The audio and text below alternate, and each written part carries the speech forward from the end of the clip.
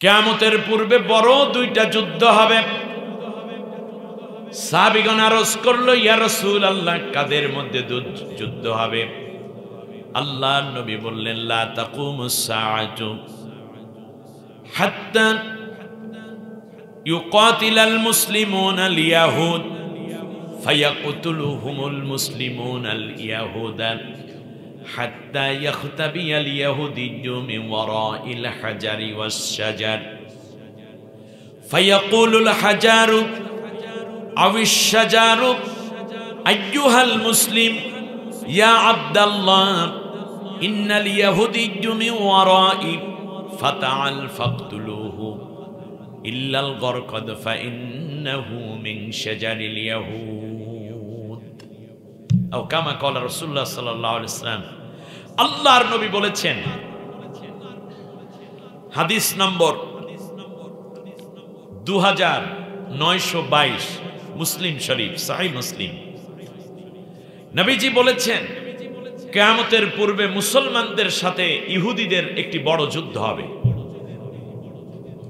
কাদের সাথে? আপনারা কি? আমরা কি? আপনার সাথে যুদ্ধ হবে। নবী বলে গেছে, আপনার প্রস্তুতি আছে? ইহুদির হাতে অ্যাটম চলে আসছে, ইহুদির ফাইটার বিমান আছে, আপনার কি আছে? আপনার আছে যাত্রা একটা কর্তা, কান্দে একটা গামছা। ভালো করে কথা বুঝুন। আল্লাহর নির্দেশ ছিল, আইদ্দুলাহুম মাস্তাতাতুম মিন কুওয়া, তাদের বিরুদ্ধে সর্বোচ্চ শক্তি নিয়ে তোমরা মোকাবেলা করবে। সুবহানাল্লাহ বলেন। আইদ্দুলাহুম, তোমরা প্রস্তুত রাখো।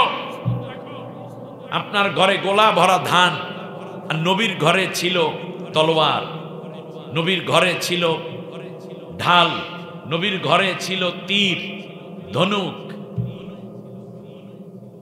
যেই দিন ইহুদিরা প্রথম রাষ্ট্র কায়েম করে 1947 সালের মে মাসের 5 তারিখে, ওই লোকের নাম ছিল, প্রথম যে প্রেসিডেন্ট তার নাম David Ben Gurion. David Ben গুরিয়ানকে জিজ্ঞেস করা হলো, আপনি এখানে রাষ্ট্র বানান, রাষ্ট্র চালাইবেন কেমনে, কার থিওরিতে? বলছে, আমি মুহাম্মাদের থিওরিতে রাষ্ট্র চালাবো। বলে, মুহাম্মাদের থিওরিতে মানে কোন মুহাম্মদ?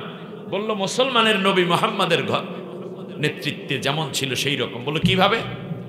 বলল যে মুহাম্মাদের ঘরে 7টা ছিল খেজুর, 2 কেজি ছিল গম, আর স্বামী স্ত্রী মিলে 2 জন এক বালিশে ঘুমাইতো, আয়েশা সিদ্দিকা রাদিয়াল্লাহু আনহা এবং নবীজি।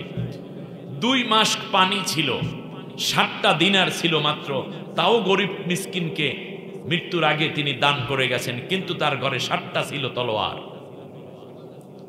সুবহানাল্লাহ। কাল কই, হ্যাঁ, এই ওয়াজ তো কেউ করবে না, খালি আসমানের উপরে জমিনের নিচের ওয়াজ। এই ওয়াজ কে করবে? বিশ্বনবী সাল্লাল্লাহু আলাইহি ওয়াসাল্লাম এর ঘরে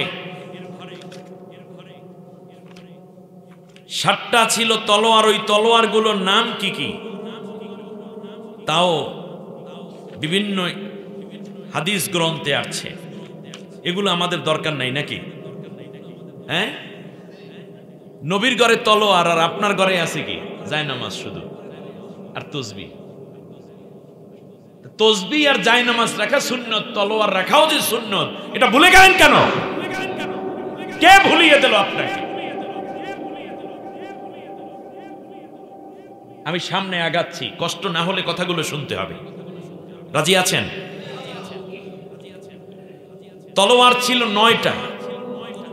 9টা তলোয়ারের নাম শুনেন: মাহুর, উদুব, জুলফিকার, কেলিঈ, বিত্তার, খনক, দাসুব, মাখজাম, কাজিব। এগুলো কিসের নাম? তলোয়ার দিয়ে কি করে? ডাইলারে নাকি? সুপারি কাটে, বোয়াল মাছ কাটে, শাক কাটে। তলোয়ার দিয়ে কি কাটে? শত্রু কাটে। জোরে বলেন, কি কাটে? নবীর একা, নবী কয়জন? তলোয়ার কয়টা? 9টা। আপনার 9টা গরু আছে, 11টা ছাগল আছে, 20টা মুরগি আছে, 13টা কবুতর আছে। এগুলোকে আপনি নিলেন, কিন্তু ইসলাম রক্ষার জন্য তলোয়ার কোথায়? নবীর সেই সুন্নত কোথায় আপনার? শুধু তাই না, 7টা ছিল বর্ম, মানুষ একজন, বর্ম কয়টা? 7টা বর্ম কি কি? জাতুল ফজুল, জাতুল বিহাস, জাতুল হাওয়াসি, সাদিয়া, ফিন্দা, বিতারা, খর্নফ। বর্মের নাম। আপনার আছে পাঞ্জাবি 9টা, আর নবীর ছিল 7টা ছিল বর্ম। সুবহানাল্লাহ পড়বেন না? তা আপনি শুধু নবীরে তাহাজ্জুদে পাইছেন, অস্ত্র হাতে নবীকে তো পান নাই আপনি। এর মানে আপনি নবীকে চেনেনই নাই। আপনি মনে করছেন নবী মানে দাড়ি, টুপি, হাতে তসবিহ, সুবহানাল্লাহ, আলহামদুলিল্লাহ, তাহাজ্জুদ আর জিকির আজকার। কিন্তু যুদ্ধের ময়দানে রাষ্ট্র পরিচালনা, দেশ জাতির খেদমত, ঠিক তার পাশাপাশি অসহায় মানুষের পাশে দাঁড়িয়ে সেবা দেয়া, প্রয়োজনে বাতিলের মোকাবেলায় আল্লাহর কোরআনের রাজ কায়েমের আন্দোলনে আপনি দেখেন নাই। অতএব আপনি যা মনে করছেন এইটাই নবী, আসলে নবী ওই পর্যন্ত না, নবীর 9 পর্যন্ত আপনি যেতে পারেন নাই। যেই দিন থেকে মুহাম্মদ সাল্লাল্লাহু আলাইহি ওয়াসাল্লাম নবী হয়েছেন, সেই দিন থেকেও তো তার উপর অত্যাচার শুরু হয়েছে। নবী হয়েছেন কত তারিখে? তিনি আসমান জমিন সৃষ্টি শুরু থেকেই নবী, কিন্তু নবী জাহের হয়েছে কখন? রমজান মাসে যখন কোরআন নাজিল হয় লাইলাতুল কদরে, ঠিক না? এর আগে আল্লাহর নবী ছিলেন আলামিন, নবী ছিলেন সাদিকুল আমিন, নবী ছিলেন সাদিকুল আসদাক, নবী ছিলেন আমানতদার। নবীর চেয়ে ভালো মানুষ আরবে আর কেউ ছিল না। কিন্তু যখন কোরআন দেওয়া হলো, সেই দিন থেকে নবীকে কাফেরেরা গালিগালাজ করলো, তুমি হয়ে গেলা পাগল, তুমি হয়ে গেলা জাদুকর, তুমি হইলা কি রাজাকার, তুমি হইলা গণক, ওই কারে কারে মিলেই দিছে। তাহলে আপনি দেখেন কত কথা আল্লাহ নবী গালি দিছে। এটা কি গালিগুলো দিছে নবুয়ত পাওয়ার পরে না নবুয়ত পাওয়ার আগে? নবুয়ত পাওয়ার পরে। এর আগে ছিল কি? আলামিন। আলামিন বলছে কারা? পরে আল্লাহ নবীকে জাদুকর বলছে কারা? পাগল বলছে কারা? তাহলে বোঝা যায় যখন আল্লাহ নবী কোরআনের দাওয়াত দিয়েছে তখন থেকে আর ভালো উপাধি আসে নাই, কাফেরদের থেকে আর ভালো উপাধি আসে নাই। অতএব আমরা যারা আছি, বিশিষ্ট মুফাসসিরে কোরআন হযরতুল আল্লাম, খতিবে আযম, ইসলামী চিন্তাবিদ, ওলিয়ে কামেল, মাহবুবে সুবহানী, কুতুবে রব্বানী, হাদিয়ে দাওরান, মুজাদ্দিদে জামান, কামেলে মোকাম্মেল, এগুলো সব কোরআন পাওয়ার আগের উপাধি। কোরআনের সত্য কথা আপনি বলবেন, আল্লামা সাইদির মতো আপনাকেও জেলে ঢুকাইয়া ইনজেকশন পুশ করাই হত্যা করে ফেলবে, ঠিক না বলেন?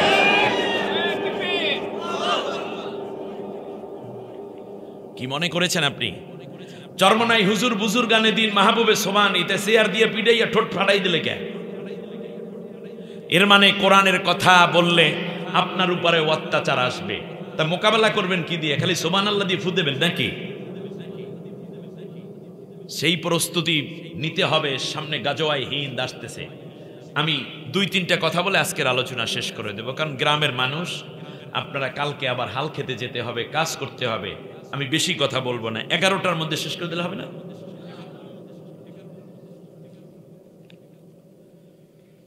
আল্লাহর নবীর বর্ষা ছিল 6টা। একজন মানুষ বর্ষা মারতে পারে একটা, নবীর ঘরে কয়টা? বর্ষাগুলোর নাম শোনেন: জাওরা, রওদা, সফরা, বায়দা, কসুম। এগুলো আল্লাহর নবীর বর্ষার নাম। আল্লাহু আকবার বলবেন না? শুধু তাই না, কোমর বন্ধ, নবীর কোমর বন্ধ। এই পুলিশেরা যেমন বেল্ট পরে না, যুদ্ধের ময়দানে যেতে হলে কোমরটা পাতলা থাকে না, একটু শক্ত করিয়া বাঁধতে হয়। আইলাডি করার সময় কি করেন আপনারা?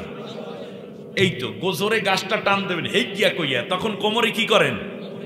পুলিশের কোমরে বেল্টটা কি আমাদের মতো পাতলা থাকে নাকি মোটা থাকে? ঢিলা থাকে না শক্ত থাকে? আল্লাহর নবীর কোমর বন্ধ ছিল একটা, রূপা দিয়ে বানানো ছিল। এটা এই সুন্নত কই? এ সুন্নত কই?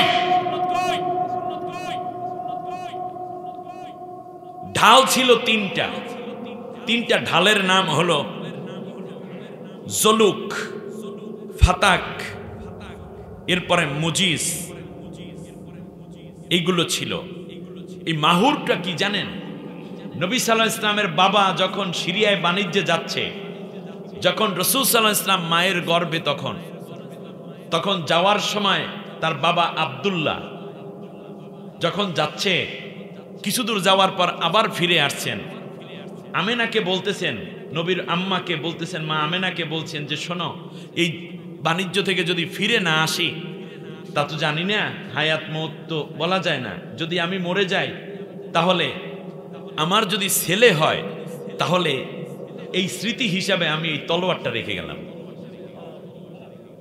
আমিনার জীবনী পড়েন, তিনি বলতেছে যখন আমার মোহাম্মদ কান্না করত তখন খাপবদ্ধ এই তলোয়ারটা আমি মোহাম্মদের বুকের মধ্যে দিতাম, খাপে ভরা, তখন ওই হাতে যে ধরছিল বাবা ওই ঘেরানটা আসতো আর আমার মোহাম্মদের কান্না থেমে যেত।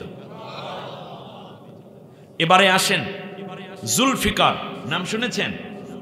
এই জুলফিকার রাসূলুল্লাহ সাল্লাল্লাহু আলাইহি ওয়াসাল্লামের একটি তলোয়ার বদরের যুদ্ধে এইটা উদ্ধার করে কাফেরদের কাছ থেকে। এটা স্বর্ণের পাত দিয়ে বাঁধানো ছিল। তো রাসূল সাল্লাল্লাহু আলাইহি ওয়াসাল্লাম এই তলোয়ারটা পরবর্তীতে হাদিয়া দিয়েছেন তার জামাতা হযরত আলী রাদিয়াল্লাহু তাআলা আনহুকে। তাহলে আপনি দেখেন শ্বশুর জামাইকে কি হাদিয়া দিয়েছে, আপনারা কি দেন? একটু গরু, একটা গাড়ি, হ্যাঁ, একটা হুন্ডা। আর নবী হাদিয়া দিয়েছেন কি? কারণ আল্লাহ নবী বলেছেন ঈমান থাকে তলোয়ারের ছায়ায়, আর আপনি দৌড়াইছেন তাবুর ছায়ায়। এই জন্য আপনাকে সমানভাবে কোপাইবে কয়দিন পর, বাঁচতে পারবেন না। দালালি করে কয়দিন, আর কতদিন আর নেফাকি করে চলা যাবে? সামনে সুযোগ আসতেছে আল্লাহর কোরআন বিজয়ের। কোন দিকে ডান বামে না তাকিয়ে আল্লাহর কোরআনকে কারা বিজয় দিতে রাজি? হাত উঁচু করে আল্লাহকে ডাকেন।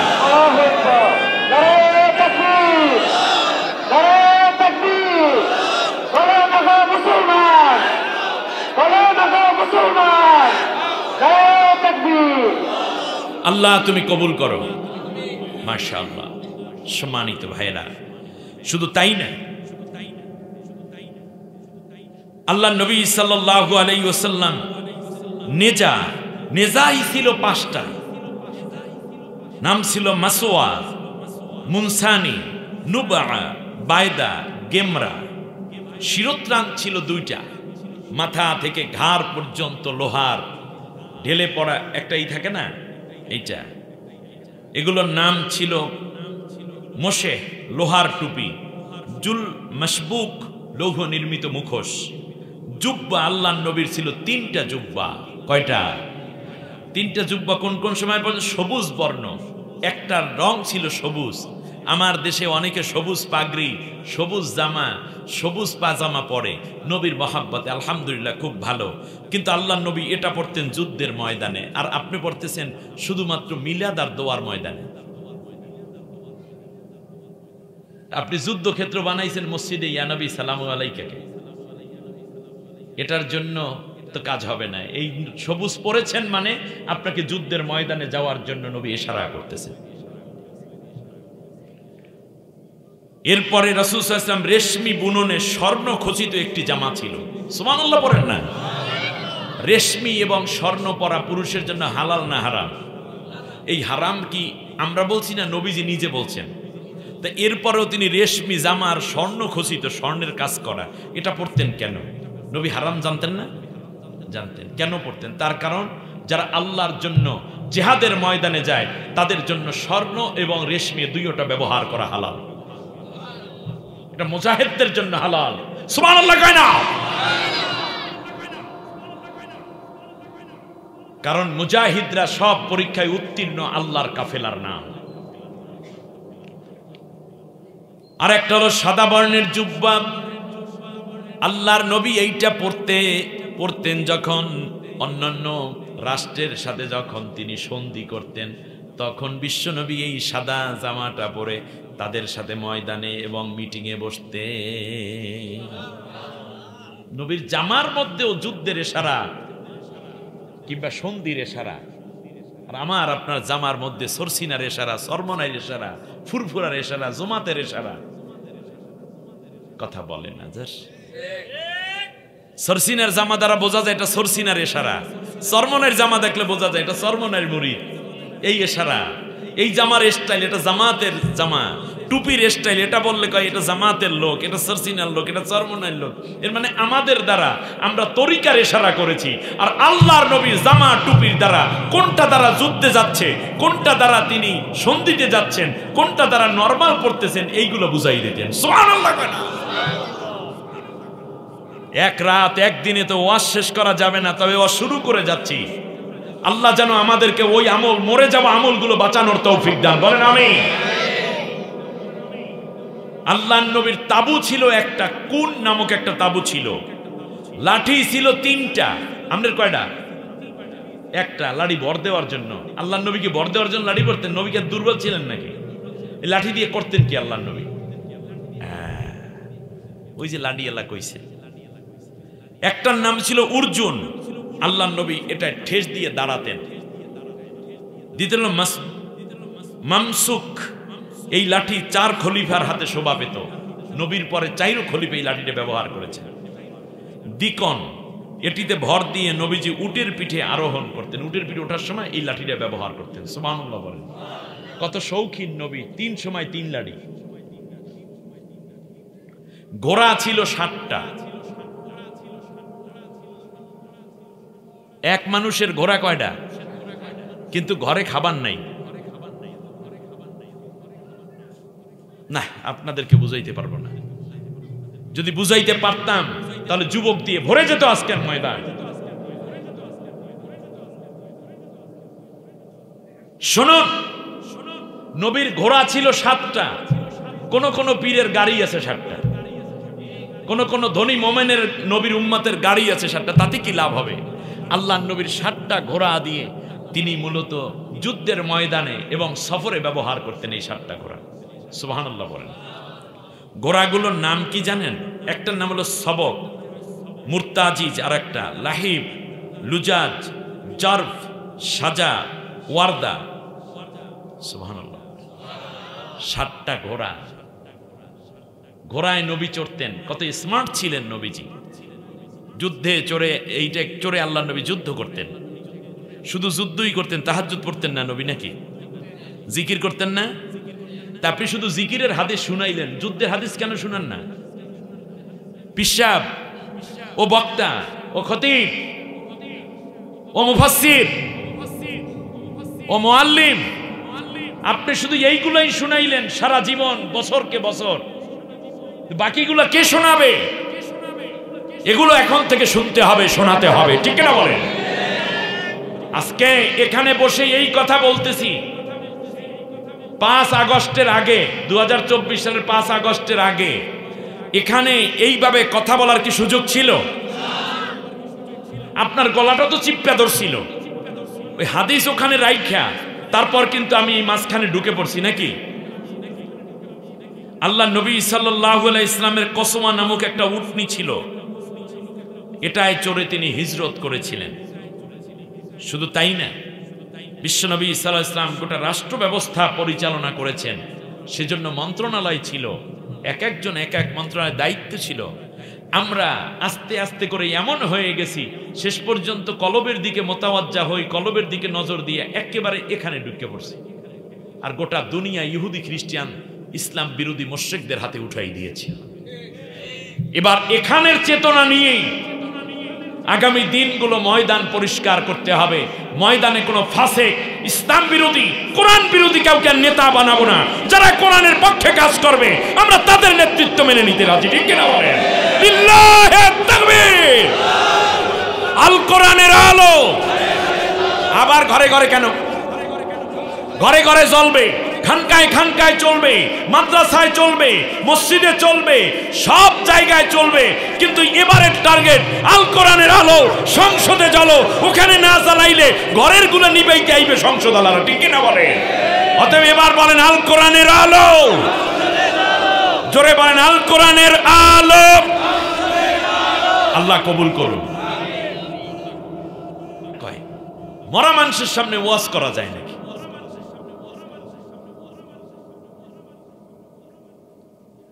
নবীজি বলেছেন কিয়ামতের পূর্বে মুসলমানদের সাথে ইহুদিদের যুদ্ধ নিশ্চিত হবেই হবে, কারণ আল্লাহ রাব্বুল আলামিন কোরআনের মধ্যে বলেছেন, ওয়ালা তাজিদান্না আশাদ্দান নাসি আদাওয়াতান লিল্লাযীনা আমানুল ইয়াহুদা ওয়াল্লাযীনা আশরাকু।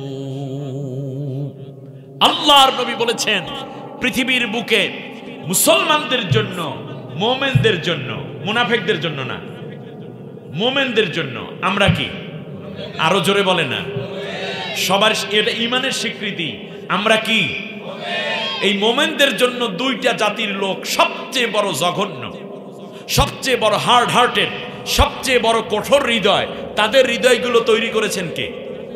আল্লাহ তাআলা। হৃদয়ের খবর কে জানেন? আল্লাহ রাব্বুল আলামিন বলেছেন, দুইটা জাতি যারা কোনোদিনও মুসলমানদের উপরে, ইমানদারদের উপরে কোনো মায়া দেখাবে না, একটা হইল ইহুদি জাতি আর একটা হইল মুশরিক জাতি। ইহুদিরা কোথায় বাস করে? ইসরায়েলে। আর মুশরিকেরা বেশি বাস করে কোন রাষ্ট্রে? ইন্ডিয়া, ভারত। কে কইছে দেখি তো? হ্যাঁ, ওই একটা জেনজি পাইছে অনেকক্ষণ পর, ওদের মাথায় আছে ইন্ডিয়া মুসলমানদের জন্য সবচেয়ে বড় ক্ষতির কারণ। এই ইন্ডিয়া, আচ্ছা ওই মুশরিক আর ইহুদি মুসলমানদের জন্য কোনো মায়া দেখাবে নাকি সমানে অত্যাচার করবে? গাজা থেকে নিয়ে গোটা ফিলিস্তিনকে মাটির সাথে মিশিয়ে দিচ্ছে, লক্ষ লক্ষ নারী পুরুষ শিশু হত্যা করছে তারা। আর বিশ্বের মুনাফিক শাসকরা বাম আঙ্গুল চুষতেছে আর মজা দেখতেছে। এজন্য নবীজি বলেছেন, কিয়ামতের পূর্বে এই ইহুদিদের সাথে মুসলমানদের একটা যুদ্ধ হবেই হবে। এই যুদ্ধে মুসলমানগণ ইহুদিদেরকে পরাজিত করবে এবং হত্যা করবে।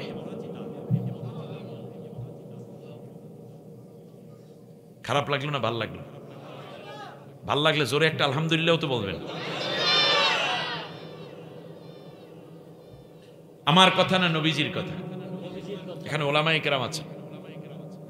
ফায়াকতুলুহুমুল মুসলিমুন আল ইয়াহুদ, মুসলমানরা ইহুদিদেরকে সমানে হত্যা করবে। সেই হত্যার সময় শিশুরা হত্যা হবে কিনা? নারীরা, বৃদ্ধ বৃদ্ধারা হবে। সেই সময় যেন জাতিসংঘ, কমনওয়েলথ, এরপরে অন্যান্য যত সংঘফঙ্গ ওদের আছে, মানবতাবাদীরা, তারা যেন বলতে না পারে, হায় হায় এই শিশুদেরকে হত্যা করলো, এই নারীটারে হত্যা করে ফেলাইলে ইহুদি হয়েছে, তাতে আছে কি? ইসলাম কি মানুষ হত্যা করতে কয় নাকি? সেই সময় যেন কোনো ফতুয়াবাজ, ধান্দাবাজ, মুনাফিকের বাচ্চা কোনো কথা যেন বলতে না পারে। সেই জন্য আমার মনে হয় আল্লাহ তাআলা ফিলিস্তিনে ওদের দ্বারা, ইহুদিদের দ্বারা কিছু শিশুকে হত্যা করাচ্ছে, কিছু বৃদ্ধদেরকে হত্যা করাচ্ছে, কিছু ঘরবাড়ি ভাঙচুর করাচ্ছে, যার ফলে যখন ওদেরকে সমানে কচুকাটা করা হবে তখন বলতে গেলে সবাই যেন বলতে পারে, এর আগে তো তোমরা হত্যা করেছো, এই জন্য তোমাদেরকে হত্যা করা হচ্ছে।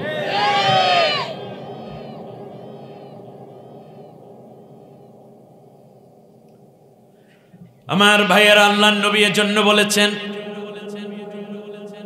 ইহুদিরা উপায়ন্ত না পেয়ে পালাতে থাকবে গাছের আড়ালে। ফায়াক্তাবিয়াল ইয়াহুদিয়্যু মিন ওয়ারাইল হাজারি ওয়াশ শাজার, গাছের আড়ালে এবং পাথরের আড়ালে, পাহাড়ের আড়ালে ওরা লুকাইবে।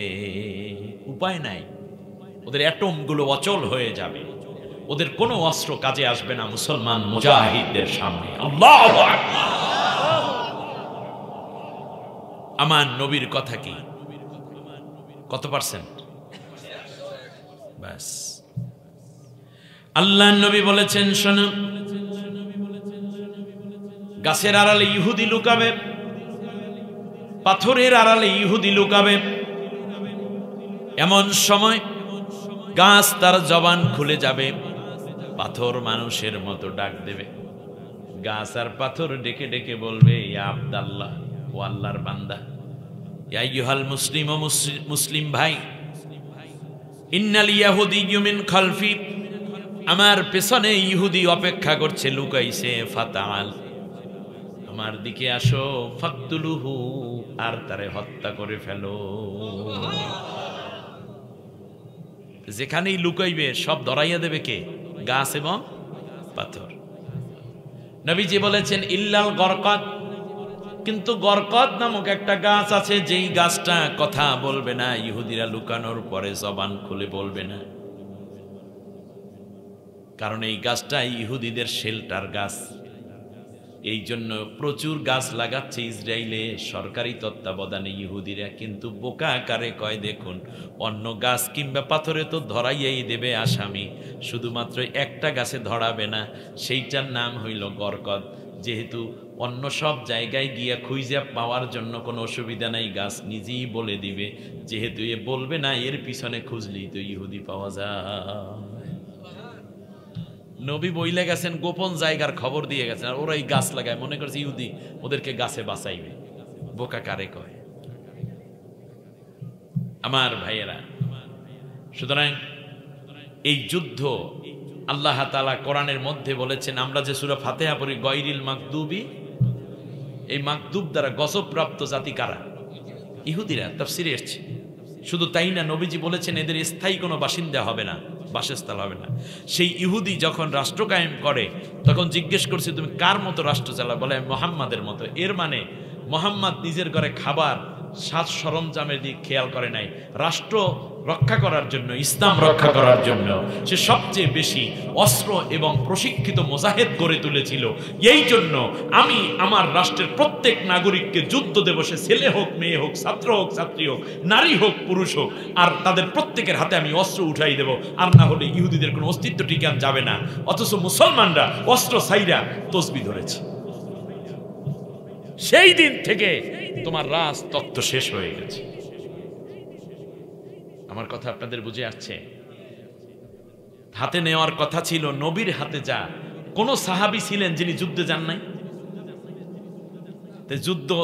যুদ্ধে গেছেন কি যুদ্ধ না বুঝে গেছেন? যুদ্ধ আপনি মনে করেন যুদ্ধ করছে কাফের সৈন্যদের মোকাবেলায়, তারাও কি সৈন্য ছিলেন মুসলমানরা, নাকি না বুঝে মোটামুটি কোপাকুপি করছে? খালি যুদ্ধের প্রশিক্ষণ নিয়ে যান নাই? তাহলে যেই সাহাবীরা তাহাজ্জুদের কাহিনী শুধু শুনলাম, জিকিরের কাহিনী শুধু শুনলাম, বড় জামার মিষ্টি খাওয়ার কাহিনী শুধু শুনলাম, কিন্তু আবু বকর, ওমর, ওসমান তারা কি যোদ্ধা ছিলেন না? তাই যুদ্ধের কাহিনী কই? এর মানে আমাদের তলোয়ার হাত থেকে নিয়ে অন্তরটাও ভোতা বানাই দিয়েছে। আর কবি নজরুলের ভাষায় বলতে হয়, বাহিরের দিকে বাড়িয়ে আছে যত, ভেতরের দিকেও তত, গন্তিতে সবাই বাড়িয়া চলেছে গরু ছাগলের মতো। এইবার ইহুদিদের পর থেকে আনলাম মুশরিকদের দিকে। নবীর হাদিস শুনুন। আল্লাহর নবী বলেছেন, শোনো। কি আমার উপর রাগ করছে মনে একজন? জানকে এই সুন্নাত জীবিত করার দায়িত্ব আমাদেরকে নিতে হবে, ঠিক না বলেন? কারণ এই যুগ ইমাম মাহাদির যুগ। আল্লাহু আকবার কান। ইমাম মাহাদি আলাইহিস সালাম এসে কি করবেন? শুধু জিকির করবেন? শুধু নামাজ পড়বেন? না যুদ্ধও করবে?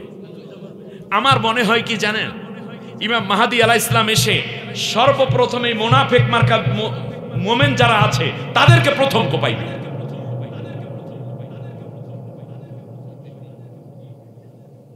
বরিশালের কথা হেইয়াই লাগবে,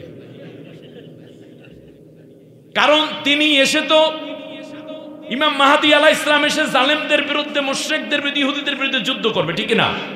কিন্তু বিশ্বের কোন মুসলমান, কেবল ফিলিস্তিনের নির্যাতিত নিপীড়িত মুসলমান ছাড়া, আর পাশাপাশি ইরান, আর ওখানে আছে কি যেন রাষ্ট্রটা, ইয়ামেন, এই রকম কিছু লোক ছাড়া অন্য কেউ আর যুদ্ধ করতেছে না।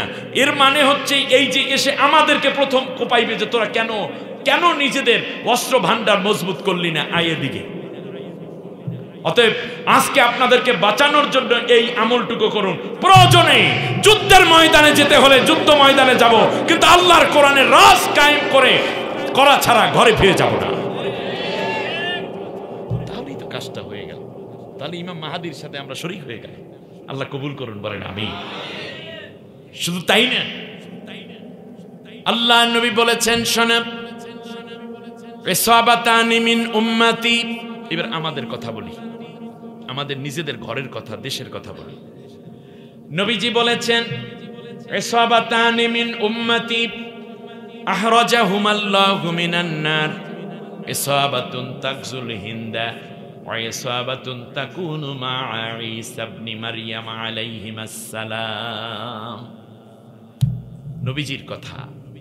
আল্লাহর নবী বলেন, আমার দুই দল উম্মতকে আল্লাহ তাআলা জাহান্নাম থেকে স্বাধীন করে দিয়েছেন। কয় দল? জাহান্নামে যাবে না কয় দল? আরো জোরে।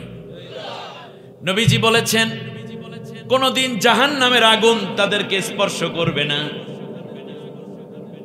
বদরের দিন আল্লাহর নবী বলেছেন, এই যুদ্ধে যারা অংশগ্রহণ করেছ তাদের জন্য আল্লাহ রব্বুল আলামিন জাহান্নামের আগুনকে হারাম করে দিয়েছে। বদরের যুদ্ধের দিন বলার পরে আল্লাহর নবী জীবনের শেষ দিকে এসে বললেন, আমার উম্মতের জন্য বড় খুশ খবর, তোমরা বদর পাইবা না, অহুদ পাবা না, খন্দক পাবা না, হুনাইন পাইলা না, নবীও পাও নাই, সাহাবিও পাও নাই, তাবিনও পাবা না, তাবে তাবিনও পাবা না, কিন্তু এরপরেও বদরের সাহাবিদের সমান মর্যাদাপূর্ণ তোমরা হওয়ার একটা যুদ্ধ সামনে তোমাদের আসতেছে। এটা কি আমাদের জন্য কষ্ট না সুসংবাদ? আরো জোরে বলেন। আপনারা বেজার না খুশি? ভীত না সাহসী? আপনারা কষ্টে আছেন না এই যুদ্ধে অংশগ্রহণের মাধ্যমে জান্নাতি হতে চান? কে কে জান্নাতি হতে চান একটু হাত উঁচু করে আল্লাহকে দেখা।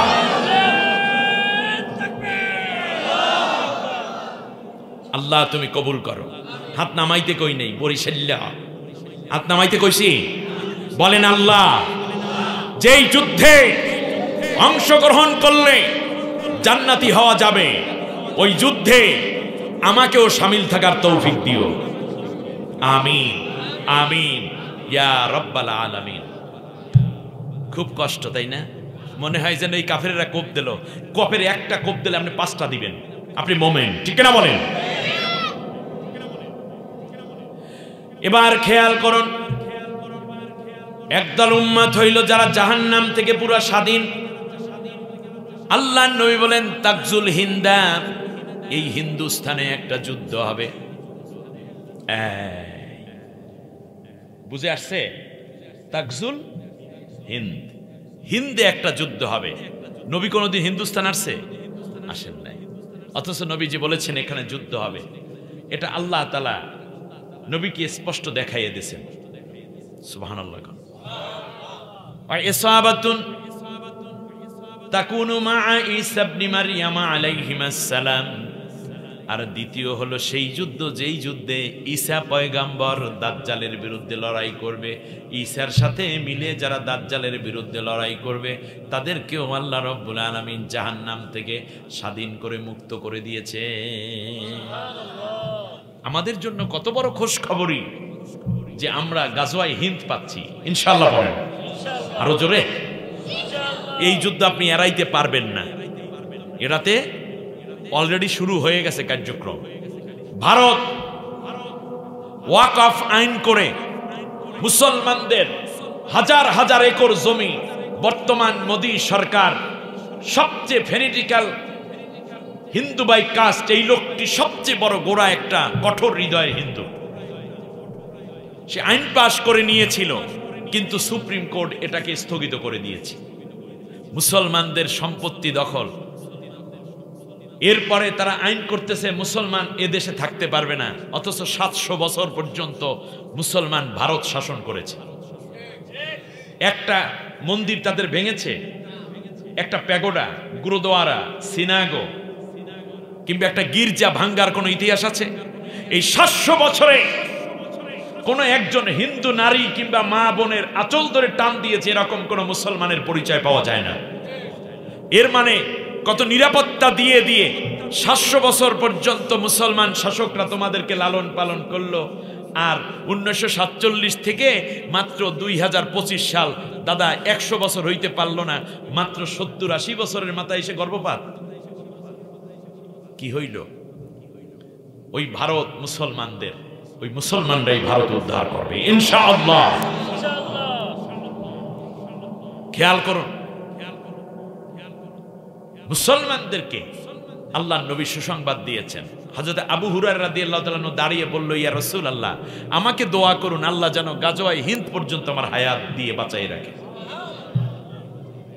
ওই যুদ্ধে আমি অংশ নেব, আমার স্ত্রী, আমার সন্তান, আমার সম্পদ সব কিছু নিয়ে আমি যুদ্ধের ময়দানে লড়াই করে যাব। যদি আমি ওই যুদ্ধে শহীদ হয়ে যাই সাথে সাথে জান্নাত, আর যদি বেঁচেও থাকি, যতদিন বেঁচে থাকবো গাজী হিসাবে, জান্নাতি মানুষ হিসাবে দুনিয়ায় চলাফেরা করব, মরার সাথে সাথে জান্নাত। আপনি খালি জান্নাত খুঁজতেছেন, আল্লাহ নবী তো জান্নাত দেখাই গেছে জিহাদের ময়দানে। আপনি তো শুধুমাত্র মসজিদ, খানকা, আর আমরা বক্তা যারা আছি তারা ওই মেম্বার আর এই ময়দান, শুধুমাত্র ওয়াজের মাঠটা চেনলাম। সামনের দিনগুলো আসতেছে, আল্লাহ যেন আমাদেরকে সেই অংশগ্রহণে ধন্য হওয়ার তৌফিক দান করেন। আল্লাহ নবী সাল্লাল্লাহু আলাইহি ওয়াসাল্লাম, শুনতেছেন না, এই হাদিস বর্ণনা করার সময় থেমে গেলেন। থেমে যাওয়ার পরে আল্লাহ নবী কিছুক্ষণ পর কান্না করলেন। কান্না করে আল্লাহ নবী চোখের পানি মুছে আবার সাহাবীদের দিকে তাকাইয়া মুস্কি একটা হাসি দিলেন। সাহাবীগণ আরজ করলে, ইয়া রাসূলুল্লাহ, এই কাজটা কেন করলেন? নবীজি বললেন, আমার সাহাবী, তোমরা সাধারণ মানুষ আর আমি নবী, তোমরা আমাকে আল্লাহ যা দেখান তোমাদেরকে আল্লাহ তা দেখান না। সুবহানাল্লাহ। এই যুদ্ধটা 2-4-5 মাসে শেষ হয়ে যাবে না, একটা দীর্ঘমেয়াদী যুদ্ধ হবে। এজন্য আল্লাহ রাব্বুল আলামিন আমাকে থামতে বলেছেন, এজন্য থেমে আমি বুঝাইয়া দিলাম যুদ্ধটা দীর্ঘমেয়াদী হবে। আল্লাহু আকবার। থামার উদ্দেশ্য কি? যুদ্ধটা দীর্ঘমেয়াদী। নবী কাঁদলেন কেন? আল্লাহর নবী বললেন, সাহাবীরা, আমাকে আল্লাহ রাব্বুল আলামিন দেখিয়েছেন এই যুদ্ধে অনেকগুলো রক্ত যাবে, বহু প্রাণহানি হবে। আমাকে আল্লাহ দেখিয়েছেন মানুষের রক্তের স্রোতের উপর দিয়া মানুষের লাশ ভেসে ভেসে যাচ্ছে। ভয় পেয়ে গেছেন? এত রক্তক্ষয়ী সংঘর্ষ হবে। আল্লাহর নবীর সাহাবীগণ বলল, নবী তাহলে হাসলেন কেন? আল্লাহর রসুল কি চমৎকার করে বললেন, যুদ্ধ যতই দীর্ঘমেয়াদী হোক আর যতই রক্তক্ষয়ী হোক, জীবননাশী হোক না কেন, আমার আল্লাহ দেখিয়েছেন চূড়ান্ত পর্যায়ে আল্লাহ রব্বুল আলামিন আমার উম্মতের হাতে কালেমার পতাকা বিজয় দিয়েছে। এজন্য আমি হেসেছি। নবীজি বলেছেন, এই সময় আমার উম্মত 3টা গ্রুপ হবে। ওয়াহিদুন ফিল জান্নাহ, ইসনানে হুমা ফিন নার। এক দল জান্নাতি হবে আর বাকি 2 দল উম্মত জাহান্নামে চলে যাবে। এবার আপনি কোন দলে যাবেন? হ্যাঁ, এই যে ওই পাশ থেকে কেউ কিছু কইলেন না, ব্যাপার কি? আল্লাহ নবী বলেন, যারা এই যুদ্ধে অংশ নিবে, যুদ্ধে সাহায্য দিবে, সহযোগিতা দিবে, যোদ্ধাদেরকে সহযোগিতা দিবে, আশ্রয় দিবে, তারা সব জান্নাতি। আর যারা এই যুদ্ধে একদল আছে যাইবে না, শুধু বলবে দেখি কি হয়, দেখি কি হয়, দেখি। একদল এরা হলো মুনাফিক, এরা যুদ্ধে যাবে না, কয় দেখি কি হয়, দেখি কি হয়। মুসলমানদেরকে কখনো তিরস্কার করবে, আবার কখনো কাফেরদেরকে একটু গালিগালাজ করবে, কিন্তু যুদ্ধের ময়দানে কোনোদিন পা বাড়াবে না। এরাও জাহান্নামী। আর তৃতীয় হইল জাহান্নামী তারা, এই মুসলমানদের মধ্য থেকেই একটা দল হবে যারা মুজাহিদদেরকে ধরে ধরে মুশরিকদের হাতে উঠাইয়া দিয়া বলবে, দাদা এরা আমার দেশের মধ্যে, এই সমাজের মধ্যে আপনার বিরোধিতা করে, এদেরকে হত্যা করেন। আর কেউ কেউ বলবে, আপনার আসার দরকার নাই দাদা, আমার একটু ক্ষমতাটা দেন, দেখবেন কিভাবে মুসলমানদেরকে মারতে হয়, আমি নিজেই মাইরা দিব, কোনোদিন আপনাদের ক্ষতি করতে পারবে না। এই রকম জালেম শাসক আমাদের দেশে ছিল কি ছিল না? মুসলমানদেরকে হত্যা করে দাদাদেরকে খুশি লাগায়। আল্লাহ নবী এই জন্য বলেছেন, লা তাকুমুস সাআতু হাত্তা তালহাকা কবাইলা মিন উম্মতি বিল মুশরিকিন ওয়া হাত্তা ইয়াবুদুনাল আসনাম। ভালো করে বুঝুন, নবীজি বলেছেন, আমার উম্মতের মধ্য থেকে একটা গ্রুপ, সব উম্মত না, উম্মতের মধ্যে একটা গ্রুপ মুশরিকদের সাথে, মূর্তি পূজারীদের সাথে গলায় গলায় খাতিল পাতাইবে, পালাইতে আশ্রয় নিতেও যাইবে দাদার দেশে, সাহায্য আনতে যাইবে দাদার দেশে। দাদার দেশ ছাড়া, দাদা ছাড়া কিছু সে বুঝবে না। আর দাদারাও বুঝছে আসলে ওরা যদি মুসলমানও হয়, কিন্তু এইটা আমার পরীক্ষিত দিদি। কি লাগছে মনে হয়? এই 2-4 জন উঠতে যায়। আল্লাহ নবী বলেছেন, শুনুন, শোনেন, হাত্তা তালহাকা কবাইলা মিন উম্মতি বিল মুশরিকিন, মুশরিকদের সাথে একেবারে গলায় গলায় খাতির পাতাইবে। মুশরিকদের সাথে সম্পর্ক হবে মানবীয় সম্পর্ক, ধর্মীয় আত্মিক সম্পর্ক নয়। বরং নবীজি বলেছেন যে মুশরিক মান সাফাহা বিল মুশরিকি ফালিয়াতাওয়াদ্দা, মুশরিকদের সাথে যদি মুসাফাহা করো তাহলে তুমি ওযু কইরা নিও। কারণটা কি?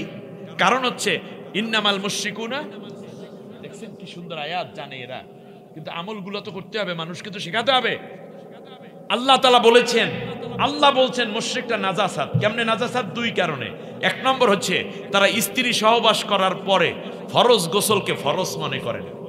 তো স্ত্রী সহবাস করি আইছে দাদায় আপনার বাড়ির কাছে, উনি তো এসে সকালবেলা, ভাই কেমন আছেন, ঢাকা থেকে আসছেন, হাজি সাহেব, কিন্তু না, আপনি তো জিনিসটাই কে রয়েছে এই লই, আপনি দর্শন মসজিদে, আপনি পড়ছেন নামাজ, নামাজ হইছে, কথা কয় না, ধর অত নাপাক। আর দ্বিতীয় হচ্ছে তার ইমানই নাপাক, কারণ তারা শিরক যুক্ত ইমান পালন করে, তারা মুশরিক, খায়ও তো গরুর পেশাব। আমাদের দেশের হিন্দুরা খায় না অবশ্য, সেটা আলাদা কথা। মুসলমান ঘরের ভিতর ঢোকছে পাক করার জন্য, উষ্ট দূর করার জন্য গরুর গোবর আইনে বালতির মধ্যে গোলাইয়া তারপর ঘরে ছিটাইয়া দিয়া, আপনি মুসলমান এই ঘোড়া ঢোকার অপরাধ তার ঘর নাপাক হয়ে গেছে, পাক করে গরুর গোবর দিয়া।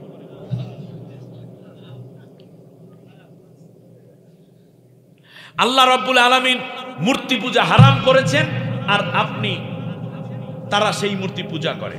আল্লাহ যেটা খাইতে নিষেধ করেছেন, হারাম করেছেন, তারা সেইটা খায়। আল্লাহ পর্দা ফরজ করেছেন, আর তারা পর্দাকে কোনো এলাউই দেয় না। তাদের মূর্তিগুলা, তাদের দেবদেবীগুলো দেখলেই তো বোঝা যায় কত উলঙ্গপনার ধর্ম। আমি ধর্মের তাদের বিরুদ্ধে বলছি না, অর্থাৎ আমার ধর্ম বাঁচার জন্য এই কম্পেয়ারটা করা দরকার, ঠিক না বলে? এবার খেয়াল করুন, তারা আসবে। আল্লাহ নবী বলেছেন এমনকি মুশরিকদের সাথে মিলে মিলে তারা মূর্তি পূজা পর্যন্ত করবে।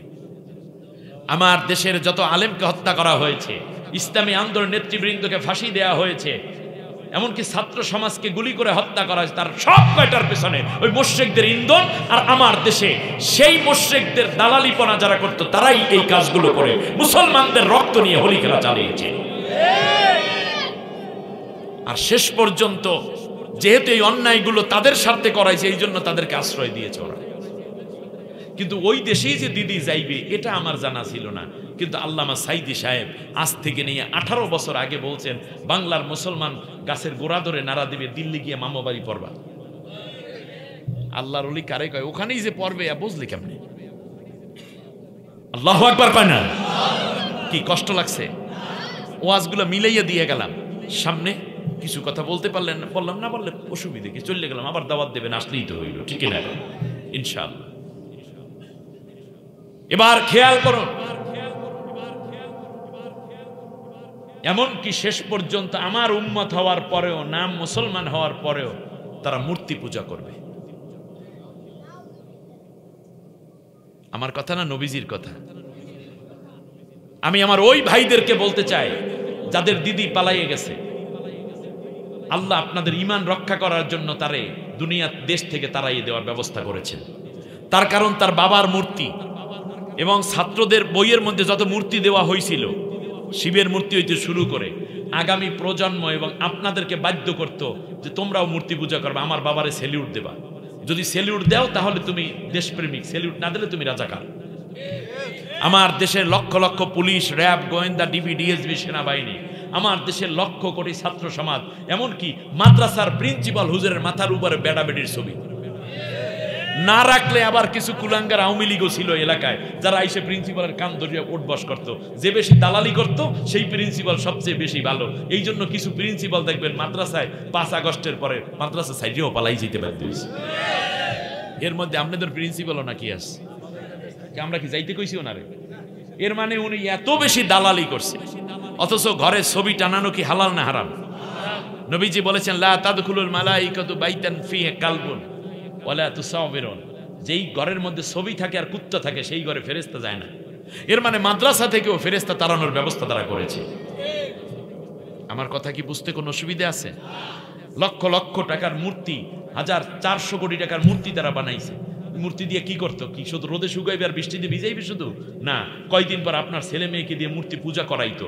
অতএব আল্লাহ তাআলা দেখলেন এটা ওলিয়া উলিয়ার বাংলাদেশ, পীর মাশায়েখের বাংলাদেশ, দাড়ি টুপিওয়ালার বাংলাদেশ, মসজিদ মাদ্রাসার বাংলাদেশ, তবলিগওয়ালার বাংলাদেশ, ওয়াইজেনদের বাংলাদেশ, হাফেজদের বাংলাদেশ, মাওলানাদের বাংলাদেশ, কোরআনের রক্ত দেয়ার বাংলাদেশ। সুতরাং এই বাংলাদেশে কোটি কোটি ইমানদার একটা রাষ্ট্রের সালের মধ্যে পইরা আমার সব মুসলমানরা কাফের হয়ে যাবে, এটা আমি হতে দেব না। এই জন্য ওর বিদায়ের সাথে সাথে সব মূর্তিগুলারে মাটির সাথে ভাঙাই আল্লাহ ব্যবস্থা।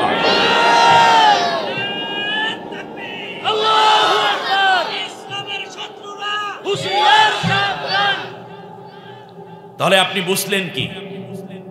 এর মানে পরবর্তী প্রজন্মকে আল্লাহ বাঁচাইয়া দিয়েছেন। অতএব আওয়ামী লীগ যারা করেন তাদের উচিত 2 রাকাত নামাজ পড়ে সিজদা করা, যে আল্লাহ কমপক্ষে ঈমান নিয়ে আমার দেশটা বাঁচার একটা তৌফিক হয়ে গেছে। আফসোস করেন না, কোনো আফসোস নাই। আপনাদের খুশি হওয়া দরকার, কারণ আমার আগে আওয়ামী লীগ বিএনপি জামাত না, চরমনাই ফুরফুরা মোকামিয়ে না, আমার আগে ঈমান। ঈমান যেখানে বাঁচে আমি সেই কাজটাই করব, ঠিক কিনা বলেন? ধর্মনিরপেক্ষ মতবাদ একটি কুফরি মতবাদ। সেকুলারিজম, সেকুলারিস্ট যারা হবে তারা ঈমান নিয়ে মরতে পারবে না। ইসলামের চূড়ান্ত দুশমন এই গ্রুপটি। সুতরাং সেকুলারিজম আজ থেকে তওবা করে ফিরে আসতে হবে। আপনি যদি ফিরে আসতে পারেন তাহলে আল্লাহ রব্বুল আলামিন কোরআনের মধ্যে আপনার জন্য সুসংবাদ দিচ্ছেন।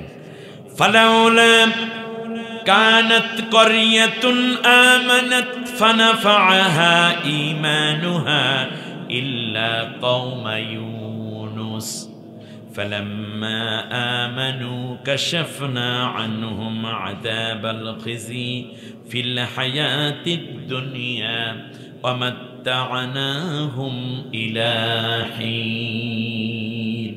সুবহানাল্লাহ। আল্লাহ রাব্বুল আলামিন বলেন,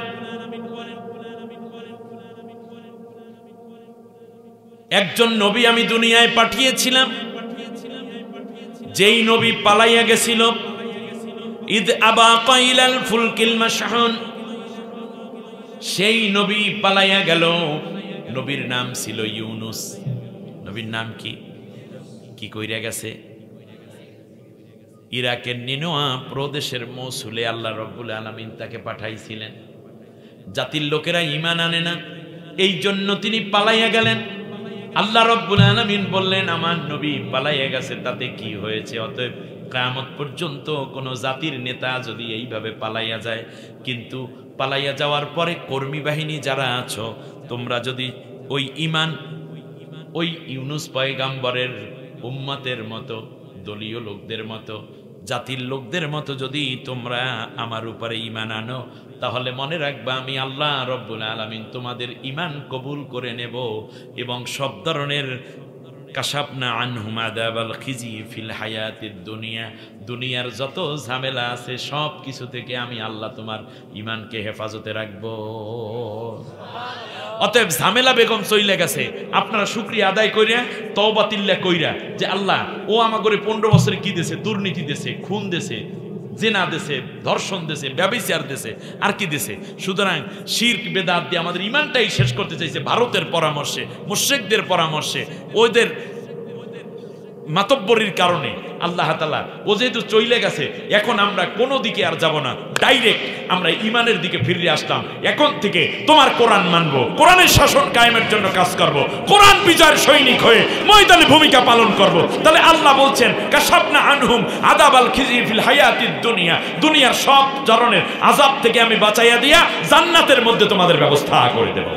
করে আর ডান বামের দিকে আর দালালি মালালি করার দরকার নাই, ষড়যন্ত্র করার দরকার। ডাইরেক্ট চলে আসেন আল্লাহর কোরআনের কাছে, কোরআন বিজয়ের কাফেলায় আল্লাহ আপনার ইজ্জত বাড়াই দেবে। রাস্তায় একটাই আছে, অল্প কথায় অনেক হুজুরা তো নামাজেরও কথা শুনতে শুনতে তো অনেক বেনমাজি হয়েছেন। আর কি, সুদের কথা শুনতে শুনতে তো ব্যাংক সুদের উপরই প্রতিষ্ঠিত বেশি হয়েছে। বেপর্দার ওয়াজ শুনতে শুনতে শেষ পর্যন্ত এখন এমন অবস্থায় গেছিল, পর্দা করলে ইউনিভার্সিটির চান্সও পাওয়া যাইত না। পর্দা করলে ওরে দিতে জঙ্গি, মহিলা জঙ্গি না। আহারে, অতএব যেহেতু একটা পরিবেশ হয়েছে, পর্দার ওয়াজ করার হুজুর পাইবেন। আমি পর্দার ওয়াজও করতে পারি, ওই জিকিরের ওয়াজও করতে পারি, দাড়ির ওয়াজও করতে পারি, কিন্তু এগুলো শুনছেন তো সারা জীবন। এইবার যেই কথা শোনেন নাই সেইটা দিয়ে গেলাম, খারাপ হইল না ভালো হইল? এই তো বলছেন, সব কথাই একজনে কইবেন। ওই মনে করেন শ্বশুর বাড়ি গেছেন, শাশুড়ি আইসা হেও দেশে ডাইল, শ্বশুরি আইসা হেও দেশে 3 চামচ ডাইল, সমুন্দি আইসা সেও 5 চামচ ডাইল, সবাই খালি ডাইল দেয় ডাইল দেয়, একজনেও গোস্ত দেয় না। তো গোস্ত দেওয়ার তো একজন থাকা লাগবে, কয় না? সালাদ দেওয়ার তো একটা শালা থাকা লাগবে, বাজি থাকা দেওয়ার জন্য তো একটা ভাইরা থাকতে হইবে। তবে এক একজনে এক এক ওয়াজ করবে, আমারটা যেটা দিকে গেলাম এইটা নিতে হইবে, ঠিক কিনা কাম? এখন যেই যুগ সেইটার দিকে আমাদের রুজু হতে হবে। আগামীর শতাব্দী, এই শতাব্দী ইসলাম বিজয়ের শতাব্দী। আল্লাহ রাব্বুল আলামিন বললেন আমার ইউনুস, ওখানে একটু কথা বলে আসি। তাহলে ভারতের বিরুদ্ধে আমাদের একটা যুদ্ধ হবে কি হবে না? হইতেও পারে নাকি? নিশ্চিত হবে। ওইটার নাম কি? গাজওয়ায়ে হিন্দ। সময় সুযোগ আসলে নিজের যার যা আছে তা নিয়ে প্রস্তুত থাকতে হবে, ঠিক না বলেন? বাস, নবীকে জিজ্ঞেস করা হলো, নবী যুদ্ধটা কখন শুরু হবে? আল্লাহ নবী বলেন খরাবুল হিন্দা মিনাস সিন। যুদ্ধের সূত্রপাত নবীজি বলেছেন যুদ্ধ শুরু হবে চীন থেকে। নবী চীনেও কোনোদিন আসেন নাই, ভারতেও আসেন নাই।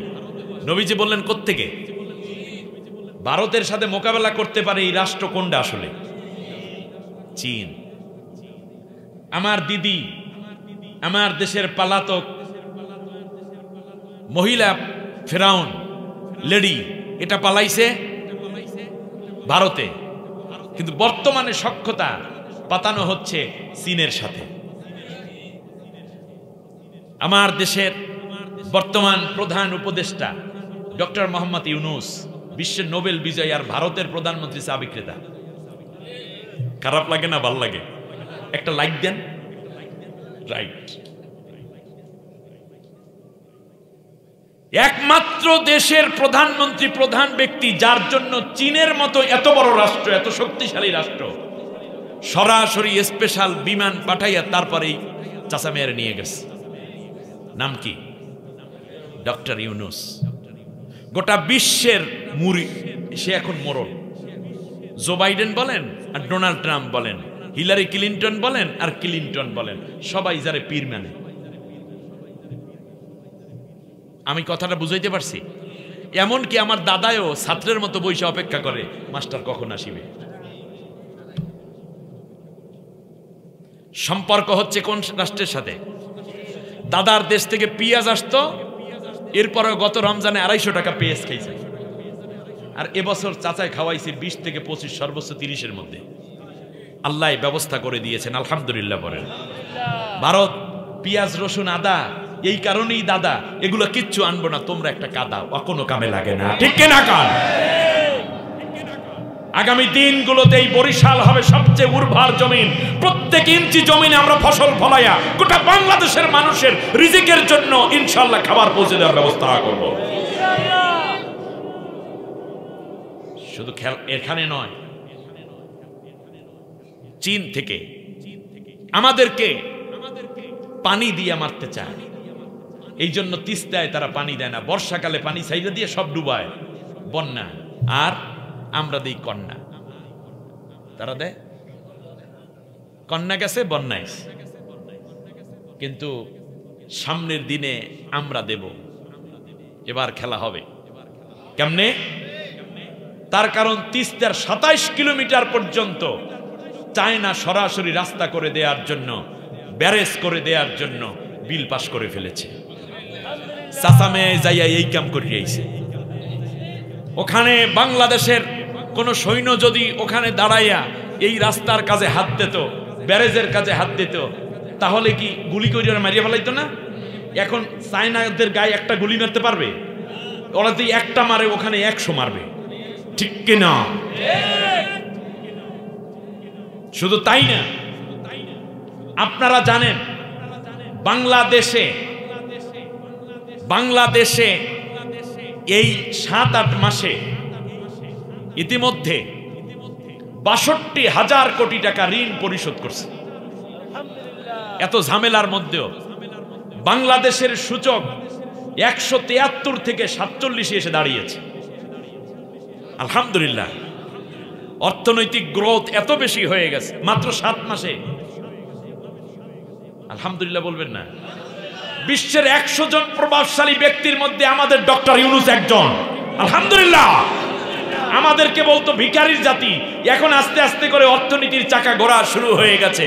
এখন ভারতের রয়েরা চিন্তা করলো দেশের মধ্যে গন্ডগোল বাজান দরকার, এই জন্য বিএনপির তেল দেয়, জমাতের তেল দেয়, চরমনাই হুজুরের খোঁজা মারে। নির্বাচন নির্বাচন নির্বাচন নির্বাচন হবে, কিন্তু তার আগে বাংলাদেশ মাথা উঁচু করে দাঁড়াতে হবে।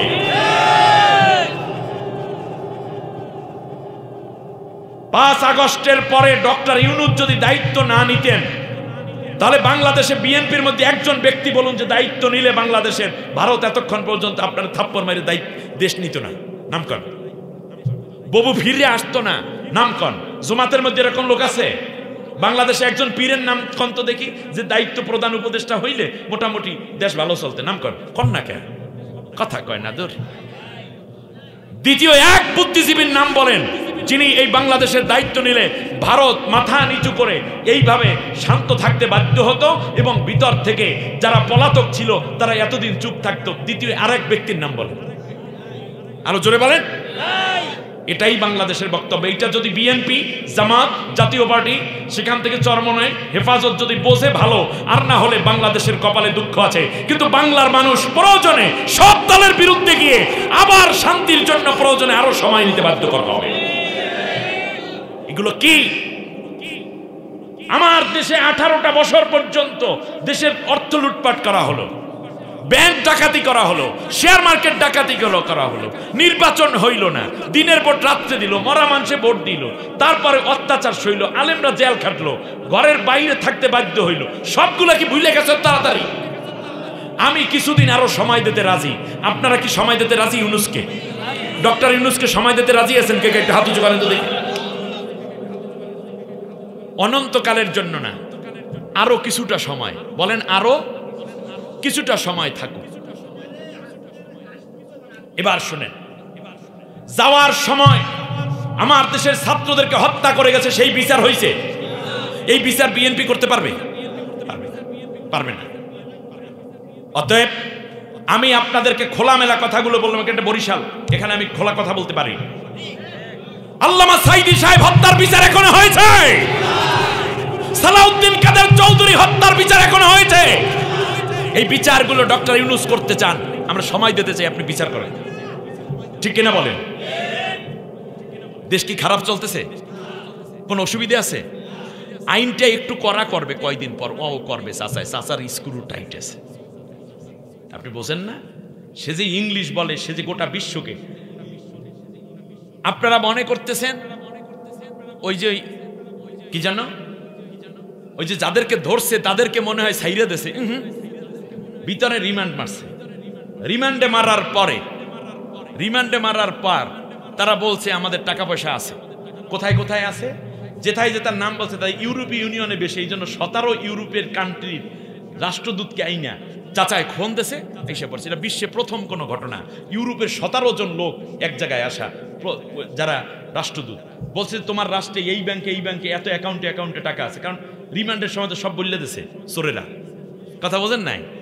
এরপরে তারা বলছে যে স্যার আপনি যা বলেন, বলে সব টাকা আমার দেশে পাঠাও। সুবহানাল্লাহ।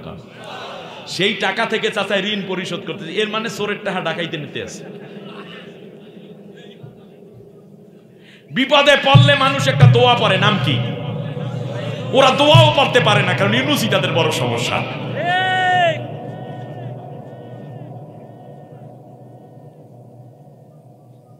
আমার ভাইরা, ইউনূস আলাইহিস সালাম পালিয়ে যাচ্ছেন কেন? জাতির লোকেরা কথা শোনে না। আল্লাহ রব্বুল আলামিন যাইতে বলেন নাই, আল্লাহ তাআলা যাইতে, কিন্তু যাওয়ার সময় তিনি কেউ মাইরে গেছে, হত্যা করে গেছে। বিমান থেকে, হেলিকপ্টার থেকে অস্ত্র তাক কইরা, গুলি কইরা শিশু মাইরে গেছে, জখম কইরা গেছে, কিছু কারণ শুধু পালাই গেছে। ঈদ আবাকা, আল্লাহ বলছেন স্মরণ করো সেই সময়ের কথা যখন আমার ইউনূস পালাই গেল। আমি চিন্তা করলাম তাফসীর জগতে কত মানুষে কত কথা বলে, বক্তারা, পালাইয়া যাওয়া কোনো ব্যক্তি সম্বন্ধে কোরআনে কথা আছে কিনা, দেখলাম যে ইউনুস পয়গাম্বরের কথাটা আছে, কিন্তু ইউনুস পয়গাম্বরের সাথে আর কম্পেয়ার হয় না, কারণ ইউনুস পয়গাম্বর তো আর এত অন্যায় করেন নাই, কোনো অন্যায় করেন নাই, জাতির লোকেরা ঈমান আনে না, এই গোসা হইয়া তিনি গুদবানান আসিফা, তিনি একটু রাগ হইয়া চলে যাচ্ছিলেন। তখন আল্লাহ বললেন, আমি তো যাইতে বলি নাই, তুমি যাও কেন? জাতির লোকেরা যখন দেখলো যে আগে ইউনুস আলাইহিস সালাম বললেন যে তোমাদের উপর গজব আসবে, সেই দিন দেখবা পূর্বাকাশে সূর্য ওঠার আগে দেখবা হলুদ বর্ণের মেঘ, যে মেঘ কোনোদিনের আগে কেউ দেখো নাই, পরের দিন দেখবা লাল বর্ণ, মনে হয় যেন রক্ত বৃষ্টি হবে, এখনই রক্ত পড়বে, আর তৃতীয়বারে তোমরা দেখবা কালো মেঘ, তখন দেখতে পাবা যে তার মধ্যে বিজলি চমকাচ্ছে, বিদ্যুৎ চমকাচ্ছে, এবং তার সাথে সাথে পাথর বৃষ্টি শুরু হবে, তোমাদেরকে আল্লাহ তাআলা ধ্বংস করে দিবেন। জিবরিল আলাইহিস সালাম এই তথ্য দিয়ে গেছে, তিনি এই ঘটনা বইলা দিলেন। জাতির লোকেরা যখন দেখলো পরের দিন সকালবেলা ঠিক এভাবে আকাশে হলুদ মেঘ দৌড়াই আসছে ইউনুস পয়গাম্বরের বাড়িতে, আইসা ডাক দেয়, ইউনুস পয়গাম্বর চলে যাইতেছে দজলা নদী পার হইয়া, ওপারে উঠে যাইতেছে, কারণ এই রাষ্ট্রে আর আমি থাকবো না, পালাইয়া যাচ্ছে। আল্লাহ তাআলা হিজরত বলেন নাই, বলছেন কি? পালিয়ে যাচ্ছে। ইয আবাকা ইলাল ফুলকিল মাশহুন, কিস্তি বোঝাই করা যাত্রী নিয়ে যখন তিনি পালিয়ে যাচ্ছিলেন, তখন ফাসাহামা ফাকানা মিনাল মুদহাদিন, উত্তাল তরঙ্গমালা, কিস্তিটা নৌকাটা ডুবু ডুবু অবস্থা। এমন সময় ইউনুস পয়গাম্বরকে আমি আল্লাহ রব্বুল আলামিন তখন ওই মাঝি মাল্লাকে বুদ্ধি শিখাই দিলাম, তোমরা একটা লটারি করো, লটারিতে যার নাম উঠবে তাকে নৌকা থেকে ফেলে দাও, তাহলেই কেবল কিনারা পাবা। 3 বার লটারি হলো, 3 বার লটারিতে নাম উঠছে ইউনুসের। কুদরত কার? ফাকানা মিনাল মুদহাদিন, তিনি পরাজিত হলেন। এর মানে বোঝা যায় যদি নবীও হয়, পালাইয়া যদি যায়, দেশ ছাইরা যদি কেউ পালায়, তাহলে তিনি আর বিজয় লাভ করতে পারেন না, সে পরাজিত হয়ে যায়। অতএব যেহেতু পলাইছে, কোনদিন আর বিজয় তোমাদের নসিবে নাই। মুদহাদিন, তোমরা পরাজিত হবে। ইউনুস আলাইহিস সালামকে ধরে এইদিকে ফালায়, দেখে মাছ হা করে আছে। একটা মানুষ না হয় অপরাধী হয়েছে, অপরাধ কি? অপরাধ কইরা পালাইছে নাকি পালানোটাই অপরাধ? না, এখানে ঠান্ডা মাথায় কথা নিতে হবে। পালানোটাকেই আল্লাহ কি বলছেন? অপরাধ বলছেন। আর অপরাধ কইরা যদি পালায় তাহলে কত বড় অপরাধী। উনি নাকি আবার শর্ট করে চলে আসবে, পোলা পাইনেও কট করে ধরে ফেলাইবে। আপনার তো আসতেই হবে, শাপলা চত্বর হত্যার বিচারের জন্য তাকে আনতে হবে। 2006 সাল 28 অক্টোবর লগি বৈঠা দিয়া আমার দেশের মানুষদেরকে হত্যা করে তার মৃত্যু দেহের উপর যে নৃত্য করেছে, সেই বিচারের জন্য আনতে হবে, ঠিক না বলেন? পিলখানা হত্যার বিচারের জন্য তাকে আনতে হবে। ছাত্রদেরকে হত্যার, গণহত্যার দায়ে তাকে আনতেই হবে, এনে বিচারের কাঠগড়ায় দাঁড় করাতে হবে তাদেরকে।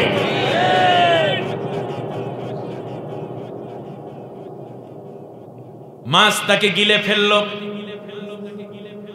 ফালতাকামাহুল হুত ওয়া হুয়া মুলিম, আর যখন তাকে মাছ গিলে ফেলল, আল্লাহর নবী বলেছেন তাকে 4টা অন্ধকারে পেয়ে গেল। আল্লাহু আকবার। কয়টা অন্ধকার? 4টা অন্ধকার। আল্লাহ রাব্বুল আলামিন বলছেন, ইয যাহাবা মুকাদিবান ফাযান্না আন লান নাকদিরা আলাইহি ফানাদা ফিজ যুলুমাত, যখন সে পালিয়ে যাচ্ছে সে মনে করেছে তাকে কেউ আর ধরতে পারবে না। ফাযান্না আন লান নাকদিরা আলাই, কেউ তারে আর ধরতে পারবে না। অতএব যারা পালায় তারা মনে করে আমাদের কেউ আর ধরতে, কিন্তু সকলকে ধরার ব্যবস্থা আছে না নাই? আছে। ইউনুস আলাইহিস সালাম এভাবে পালিয়ে যাচ্ছেন।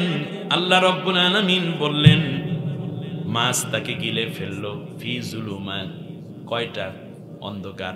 জুলুমাতুন অর্থ অন্ধকার, জুলুমাত মানে বহু বচন। 1 নম্বর ওই রাতটা ছিল অমাবস্যার রাত।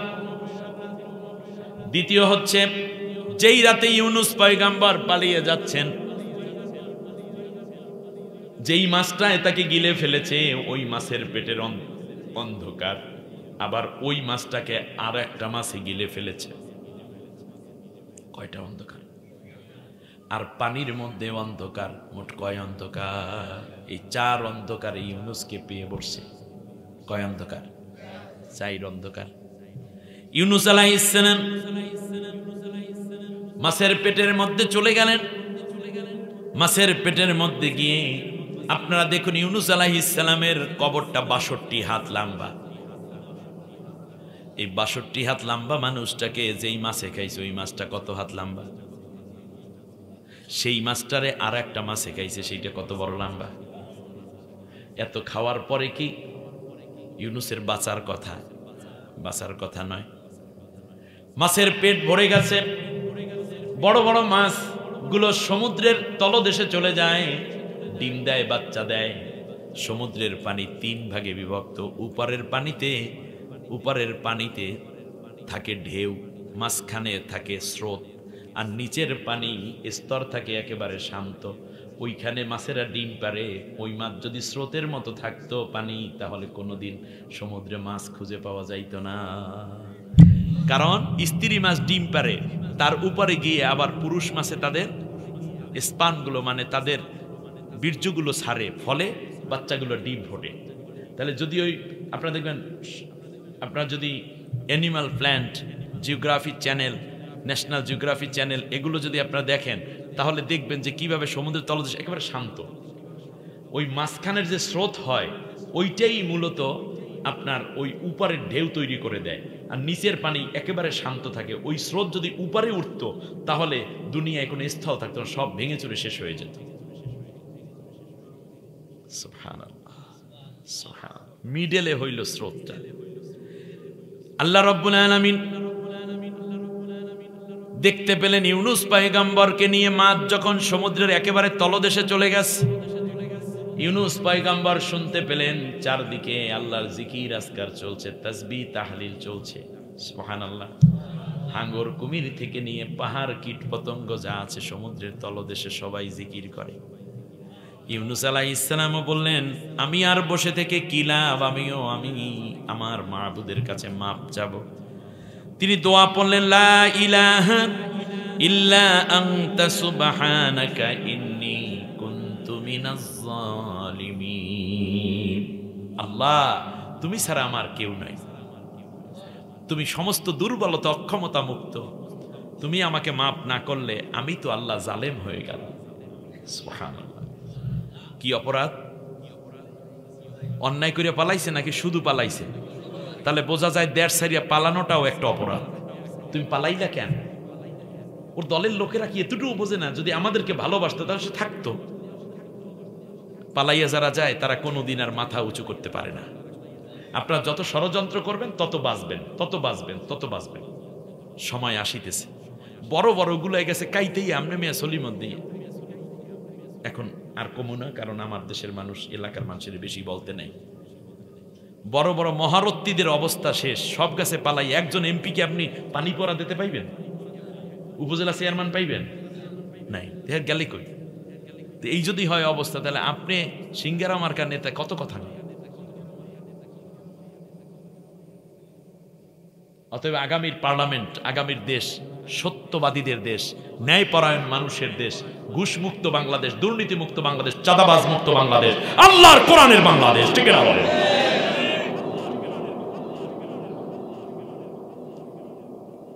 ইউনুস আলাইহিস সালাম দোয়া করলেন। একদিকে সমুদ্রের তলদেশ, এরপরে 4টা অন্ধকার। সমুদ্রের অতল তল থেকে যখন ইউনুস ডাক দিলেন, আরশের মালিক আল্লাহ রাব্বুল আলামিনও শুনতে পেলে।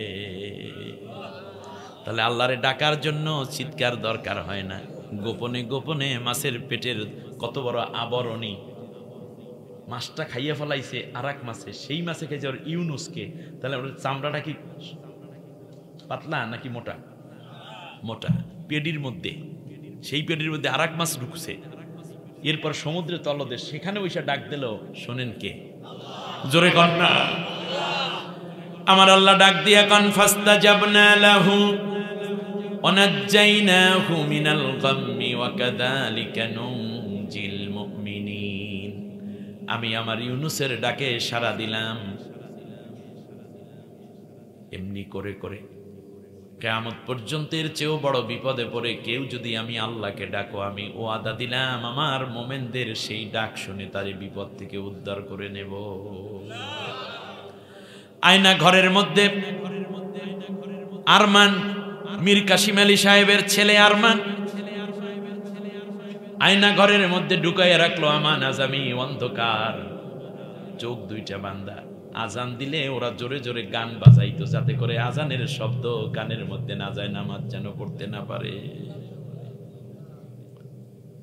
খাওয়ন যা দিত তা খাওয়ার মতো না, মেরে ফেলার জন্য আয়োজন। আরো কত মানুষকে আয়না ঘরে ঢুকাইল। এবার আপনারা কি জানেন, জাতিসংঘ রিপোর্ট দিয়ে দিয়েছে আয়না ঘর এবং এই গণহত্যার জন্য সরাসরি প্রধানমন্ত্রী এবং তার দল কিছু পুলিশকে অভিযুক্ত করা হয়েছে। বিশ্বাস করুন, এদের ফাঁসি ছাড়া দ্বিতীয় কোনো রায় নাই। দেশে আসতে হবে, আনতে হবে। ভারতের বাবারও সাধ্য নাই আমার দেশের এই খুনি হাসিনাকে রেহাই করে রক্ষা করবে। ষড়যন্ত্র করে কোনো লাভ নেই, খুনির বিচার এই জমিনে হবেই হবে। কি কয়, এত হত্যা কোথায় যাবে? বিএনপি জামাত সহ সব রাজনৈতিক দলকে থামিয়ে যান। নির্বাচনের রোড ম্যাপ চাইয়েন না, বরং রোড ম্যাপ চান এই গণহত্যার বিচার কোন ডাকাত হবে সেই রোড ম্যাপ দেন আগে, ঠিক না? কত হাজার মায়ের চোখের পানি, কত বিধবা নারীর, কত বিধবা নারীর আত্মচিৎকার, কত ইয়াতিম সন্তানের আত্মচিৎকার। আগে ওইগুলার বিচার হোক, আর দেশ যেভাবে আছে চলতে থাকুক। প্রশাসনিকভাবে প্রয়োজনে পরামর্শ দিন, কিন্তু এই বিচার ব্যাহত হইলে এই জাতি পরাজিত হয়ে যাবে। ওই দিকে নিতে চায় রয়েরা, আমরা যাব না, আমরা বুঝি। আল্লাহ রাব্বুল আলামিন বলছেন, শোনো, আমার ইউনুস আমাকে ডাক দিল, আমি আল্লাহ রাব্বুল আলামিন ডাকে সাড়া দিলাম। ওই যে দেখুন আয়না ঘরের মধ্যে বসে এই বিপদগ্রস্ত মানুষগুলো কারে ডাকছে বলতে পারেন? আল্লাহরে ডাকছে। ওদের কাহিনীগুলো শুনলে আপনি চোখে পানি ধরে রাখতে পারবেন না। 13 বছর, 10 বছর, 11 বছর করে এক একজনকে এই অবস্থায় ফেলে রেখেছে। এইটা কি কোনো মানুষ করতে পারে? আমার ভাইরা, আল্লাহ রাব্বুল আলামিন বলতেছেন, শোনো, আমার ইউনুস কি করল?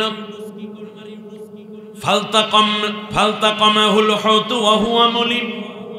নিজেকে নিজে ধিক্কার দেয়া শুরু করলো। আমি এত খারাপ, পালাইলাম কেন? কি দরকার ছিল? কেন পালাইলাম? এই জন্য নিজেকে নিজে ধিক্কার দেয়। কে? ইউনুস। অপরাধ করছে কি? পালাইছে। শুধু পালানোর কারণে নিজেকে নিজে ধিক্কার দেয়। আর এত হত্যা কইরা, এত অন্যায় কইরা, দেশের টাকা বিদেশে পাচার কইরা, এত মানুষকে নির্যাতন কইরা, এত রক্ত নিয়া, তারপরে দেশের মধ্যে অবৈধ ক্ষমতায় থাকার পর এখনো নাকি বলে আমার দোষটা কি, আমি কি করছি?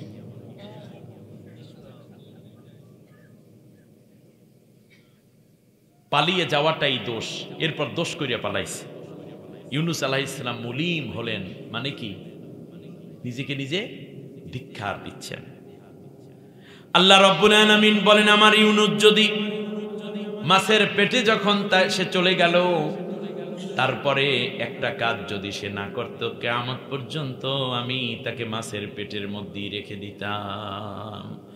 ফালাউলা আন্নাহু কানা মিনাল মুসাব্বিহিন, সে যদি আমাকে তাসবিহকারী না হতো, লালাবাসা ফি বাতনিহি ইলা ইয়াউমি ইউবআসুন, কিয়ামত পর্যন্ত মাছের পেটটারে কবর বানাইয়া ওখানে আমি তারে রেখে দিতাম। শুধু পালাইছে, দোষ করে নাই। এরপরেও আল্লাহর কাছে তসবিহ পড়ার কারণে আল্লাহ তাআলা তারে মুক্তি দিয়েছেন, তাও 40 দিন পর। আর আল্লাহ বলছেন, যদি সে আমার কাছে তসবিহ না পড়তো, আমার প্রশংসা এবং ক্ষমা যদি সে না চাইতো, তাহলে আমি কিয়ামত পর্যন্ত তাকে মাছের পেটে রেখে দিতাম, দুনিয়ায় কোনোদিন আনতাম না। আর আপনি দোষ করিয়া পালাইয়ে গেছেন, তসবিহ তো পড়েনি না, গেছেন কচ্ছপের পেটে। এরপরেও উল্টাপাল্টা কথা বলেন, আপনি নাকি ফিরে আসবেন। তাহলে আল্লাহর কোরআন তো বলতেছে যে আমার ইউনুসকে ফিরাইতামই না যদি সে ক্ষমা না চাইতো এবং সে যদি তসবিহ না পড়তো। তাই পালাইয়ে গেল। শুধু এই অপরাধী যদি আল্লাহ তারে 40 দিন রাখেন আর ধমক দিয়ে বলেন যদি সে তসবিহ না পড়তো, প্রশংসা না করতো, ক্ষমা না চাইতো, মুলিম না হতো, তাহলে আমি আল্লাহ রাব্বুল আলামিন কিয়ামত পর্যন্ত তারে মাছের পেটে রেখে দিতাম। আর আপনি এত অপরাধ করে গেছেন, আপনি তাড়াতাড়ি বাইরে আসবেন কেমনে? কোনোদিন সম্ভব না। অতএব নেতা যারা আছেন নাকে তেল দিয়ে ঘুমান, আপা আসিবে না। 40 দিন পরে যখন আমি আল্লাহ তার উপর খুশি হয়ে ফিরিয়ে দিলাম কোথায়? ওয়া আমবাতনা আলাইহি শাজারাতাম মিন ইয়াকতিন। ওই বড় মাছটায় বমি করছে পেটের মাছে বমি করছে ইউনুসের কয়দিন পর।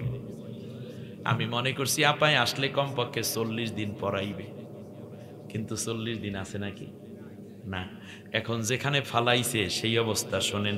আল্লাহ রব্বুল আলামিন বলেন আমার ইউনুসকে সরের মধ্যে ফালাইয়া দিয়েছে। কিসের মধ্যে? সরের মধ্যে। ফানাবাদনাহু বিল আরাই ওয়া হুয়া সাকিম। মাছের পেট থেকে যখন আমার ইউনুসকে ফালানো হয়েছে তখন সে ছিল অতিশয় দুর্বল। বলেন অতিশয় দুর্বল। আমি এখানে 3টা কথা বলি। এক, এই অসুস্থ বলে না, অসুস্থর আরবি 3টা। কয়টা? 1 নম্বর হচ্ছে মারিদ। মারিদুন অর্থ কি? রোগ। মারিদ সে কি? রোগী। আরেকটা হচ্ছে দাঈফ, আরেকটা হলো সাকিম। কয়টা? 3টা। মারিদ কি? কিরে বেড়া তোর চেহারা এরকম কয়? আচ্ছা 3 দিন ধরে জ্বর, অথচ আল্লাডিও করে, বাজারেও যায়, তরমুজ লইয়াও যায়, গরুও রাখে, দুধও দোয়ায়, আবার মরিচ খেত কোপায়। এরকম লোক আছে না? আবার ব্যবসা বাণিজ্য যায়, অফিসেও যায়, এরকম আছে না নাই? এই অসুস্থতারে বিছনায় শোয়াইতে পারে না, কিন্তু শরীরটা কি একটু অসুস্থ, এইরকম মারিদ। এটার নাম কি? মারিদ। আরেকটা হলো দাঈফ। দাঈফ মানে হচ্ছে বিছনায় শুয়ে পড়ছে, দৌড়িয়ে উঠান লাগে, একটু হা করেন, দুটো ভাত খান, একটু গেলাসে পানিটা ধরিয়ে দেওয়া লাগে, হাত ধরিয়ে বাথরুমে নেওয়া লাগে, এইরকম আছেন একদম। এটার আরবিতে কি বলে? দাঈফ। তাহলে এনারে হাত ধরিয়ে খাড়া করা যায়, আবার মুখে দিলে খাইতে পারে, মুখের কাছে গ্লাস টেনে ডকডক করিয়ে পানি খাইতে পারে। আবার যদি একটু আটটাই দিয়ে করেন, ইঞ্জেকশন ভরা লাগবে, তখন ওর আটটা আগাইয়া দেয়। তাই কর্তারা একটু গায়ে দেন, জামাই আইছে দেখতে শ্বশুরের, কিন্তু বিছনায় পড়িয়ে গেছে নানা শ্বশুরের দেখতে আইছে, তখন কর্তা একটু গায়ে দেওয়া লাগে না? তাই পুতের বউ এসে কর্তাটাও গায়ে দিয়ে দেয়, বা নানি শাশুড়ি এসে একটু গায়ে হাতাটা এই দিকে দেন, হ্যাঁ এই দিকে দেশে, এই দিকে দেশে, এর বুদম লাগাইয়া দেয়, আবার টান্নিয়ে টুন্নিয়ে বুদম লাগাই দেয়। এটা নিজে পারে না, এটা অন্য কইরা দেয়, কিন্তু পারে। এই পর্যন্ত এটারে কি কয়? দাঈফ। আর যারে ধৈর্যও খাড়া করা যায় না, কথা কয় না, বাচ্চা আছে কিন্তু ধৈর্য খাড়া করা যায় না, ধৈর্য বাথরুমে নেওয়া যায় না, ডাক দিলে সারা দেয় না, সেইটারে কয় সাকিম। তাহলে বোঝা যায় তোমাদেরকে দাদারা যতই বাস দেব 2-4 পেজ দিয়ে লাগাইয়া টাকাইয়া কাজ হইবে না, টল্লরাইয়া পড়িয়া যাবা, আর খারাইতো না। এটা ইউনুস আলাইহিস যারা পালাইয়া যায় তারা কোনোদিন আর দাঁড়াইতে পারে না, কথা কয় না বরিশাল্লা। যারা পালাইয়া যায় তারা আর দাঁড়াইতে, এরা কইতেছে কার ব্যাপারে? আল্লাহ তাআলা। এই জন্য আল্লাহ 3 মাস তথা 90 দিন আল্লাহ তাআলা শোয়াইয়া রাখছে ইউনুসের। কোথায়? সরের মধ্যে। সরের মধ্যে শোয়াইছে যে ও আমবাতনা আলাইহি শাজারাতাম মিন ইয়াকতিন, আমি আল্লাহ ইয়াকতিন গাছের নিচে তারে শোয়াই দিছি। ইয়াকতিন মানে হলো কদু গাছ। আর ইয়াকতিনের আরেকটা আরবি হইল শশা গাছ। কোন গাছের নিচে? অতএব যারা পালাইয়ে গেছে তাদেরকে আল্লাহ শোয়াইয়া দেয় কোন জায়গায়? নবী হইলেও শুধু পালানোর অপরাধে শোয়ায় কোথায়? কদু গাছের তলায়, কদু গাছের তলায়। অতএব সংসদ ভবন, গণভবন, বঙ্গভবন, এমপি হোস্টেল, 32-33 নম্বর বাড়ি,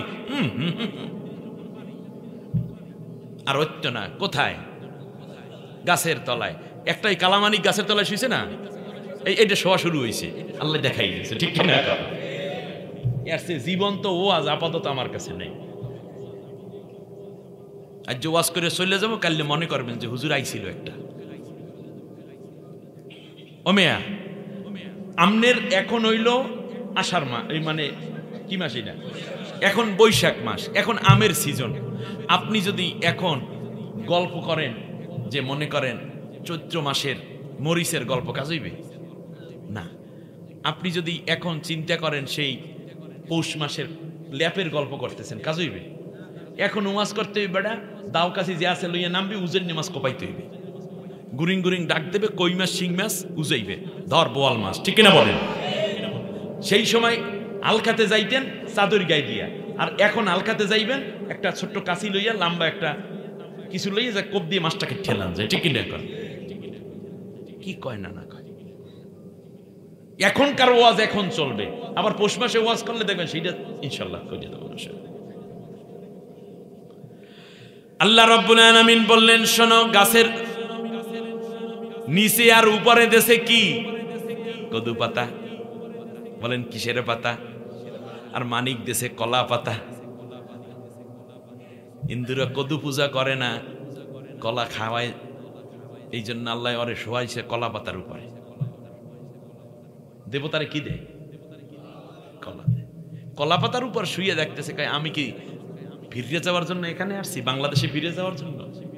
পোলা পাইনে ধরিয়া কান ধরিয়া খাড়া করিয়া গলা ধাক্কা দিয়ে কি জানি ফাড়াই আলাইছে, যাও এবার জিতেই থাও। ও আমবাতনা আলাইহি শাজারাতাম মিন ইয়াকুতিন। কার কথা? তা যারা পালাইয়া যায় তাদেরকে আল্লাহ শুইতে দেয় কোথায়? সে নবী হইলেও। আর তুমি তো অপরাধ করিয়া পালাইছো, তোমার তো কদু গাছে জুটবে না, কারণ হচ্ছে তুমি অপরাধী, তোমাকে আল্লাহ পুনর্বাসিত করবেন না। ওয়া আরসালনা ইলা মিয়াতি আলফিন আও ইয়াজিদুন। এরপরে বলছি, যেহেতু তখন নিনোয়া প্রদেশে মানুষ ছিল 1,00,000-এর কিছু বেশি, মিয়াতি আলফিন মানে 100,000, 100,000 কত হয়? আও ইয়াজিদুন, অথবা তার চেয়ে একটু বেশি। এই ওলামায়ে কেরাম আছেন এখানে, সহজ বাংলা আরবি। আও ইয়াজিদুন, এর চেয়ে কিছু বেশি হবে। আল্লাহ বললেন, যেই যাদেরকে রাইখা পালাইয়া আসছো সেই জাতির কাছে যাইয়া মাপ চাও।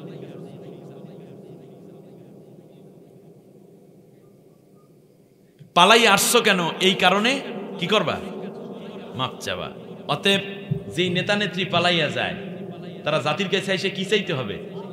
আল্লাহ কয় মাপ চাইতে, আর উনি কয় আমার অপরাধ কি? খুব সেন্সিটিভ ওয়াজ, খুব গুরুত্বপূর্ণ কথাগুলো বাকে বাকে লেগে আছে। আপনারা যদি নিতে পারেন আলহামদুলিল্লাহ। এবার খেয়াল করুন, 1,00,000-এর কাছে যখন যাইবেন, ইউনূস আলাইহিস সালাম 3 মাস অসুস্থ, মাছের পেট থেকে সুস্থ হইতে কয় মাস লাগছে? ভাবছিলাম 3 মাস পর বুঝানে বুঝি আবার দাদার সোহবাত নিয়ে আইসে পারে। 3 মাসও পাস, অতএব আর ফিরত না, শেষ। আল্লামা সাইদি সাহেবকে হত্যা করার পরে জানাজাটা ঢাকায় হইতে দেয়নি, পিরোজপুরে জানাজা হয়েছে, তাও কত বাধার মুখে। খেয়াল করছেন? এখন জানাজা পইরা দাও, এই করো সেই করো, পরবর্তীতে লাখো লাখো মানুষ বৃষ্টি কাদা উপেক্ষা করে জানাজায় শরীক হয়েছে। মহাব্বত থাকে এখানে। আমি মনে করি তার জানাজা বাংলাদেশে হবে না, যেহেতু সে পালিয়ে গেছে, ওর জানাজা হবে না। আমার কথা আপনাদের কাছে খারাপ লাগতে পারে, কিন্তু এই কথাগুলো আমার না, আল্লাহর। আল্লাহ তাআলার সূরা সফফাতের আপনি 139 থেকে 148 নম্বর আয়াত পড়বেন। আরো অনেকগুলো রেফারেন্স দিলাম। এবার আল্লাহ রাব্বুল আলামিন বলছেন, শোনো, আমি বললাম যাও, যাদেরকে রেখে পালিয়ে আসছো তাদের কাছে চলে যাও। তাদের সংখ্যা ছিল 1,00,000-এর কিছু বেশি। আল্লাহর কাছে ইউনূস পয়গম্বর বলল, রাব্বুল আলামিন, আমি তো যাব, কিন্তু সব মানুষের কাছে আমি যে কিছুটা অনুতপ্ত হব আর বলবো, ভাই মাফ কইরা দাও, তোমাদেরকে রাইখা একলা রাইখা একা চলে যাওয়া তোমাদেরকে রাইখা ঠিক হয় নাই, তোমরা এখন ঈমান আনো। তুমি বলছো আল্লাহ তারা ঈমান আনবে, কারণ তারা ওই বিপদ দেখার সাথে সাথেই তওবা করে আল্লাহর কাছে ঈমান নিয়েছে। আল্লাহ রাব্বুল আলামিন দেখুন, নবী ছাড়াও ঈমান নেয়।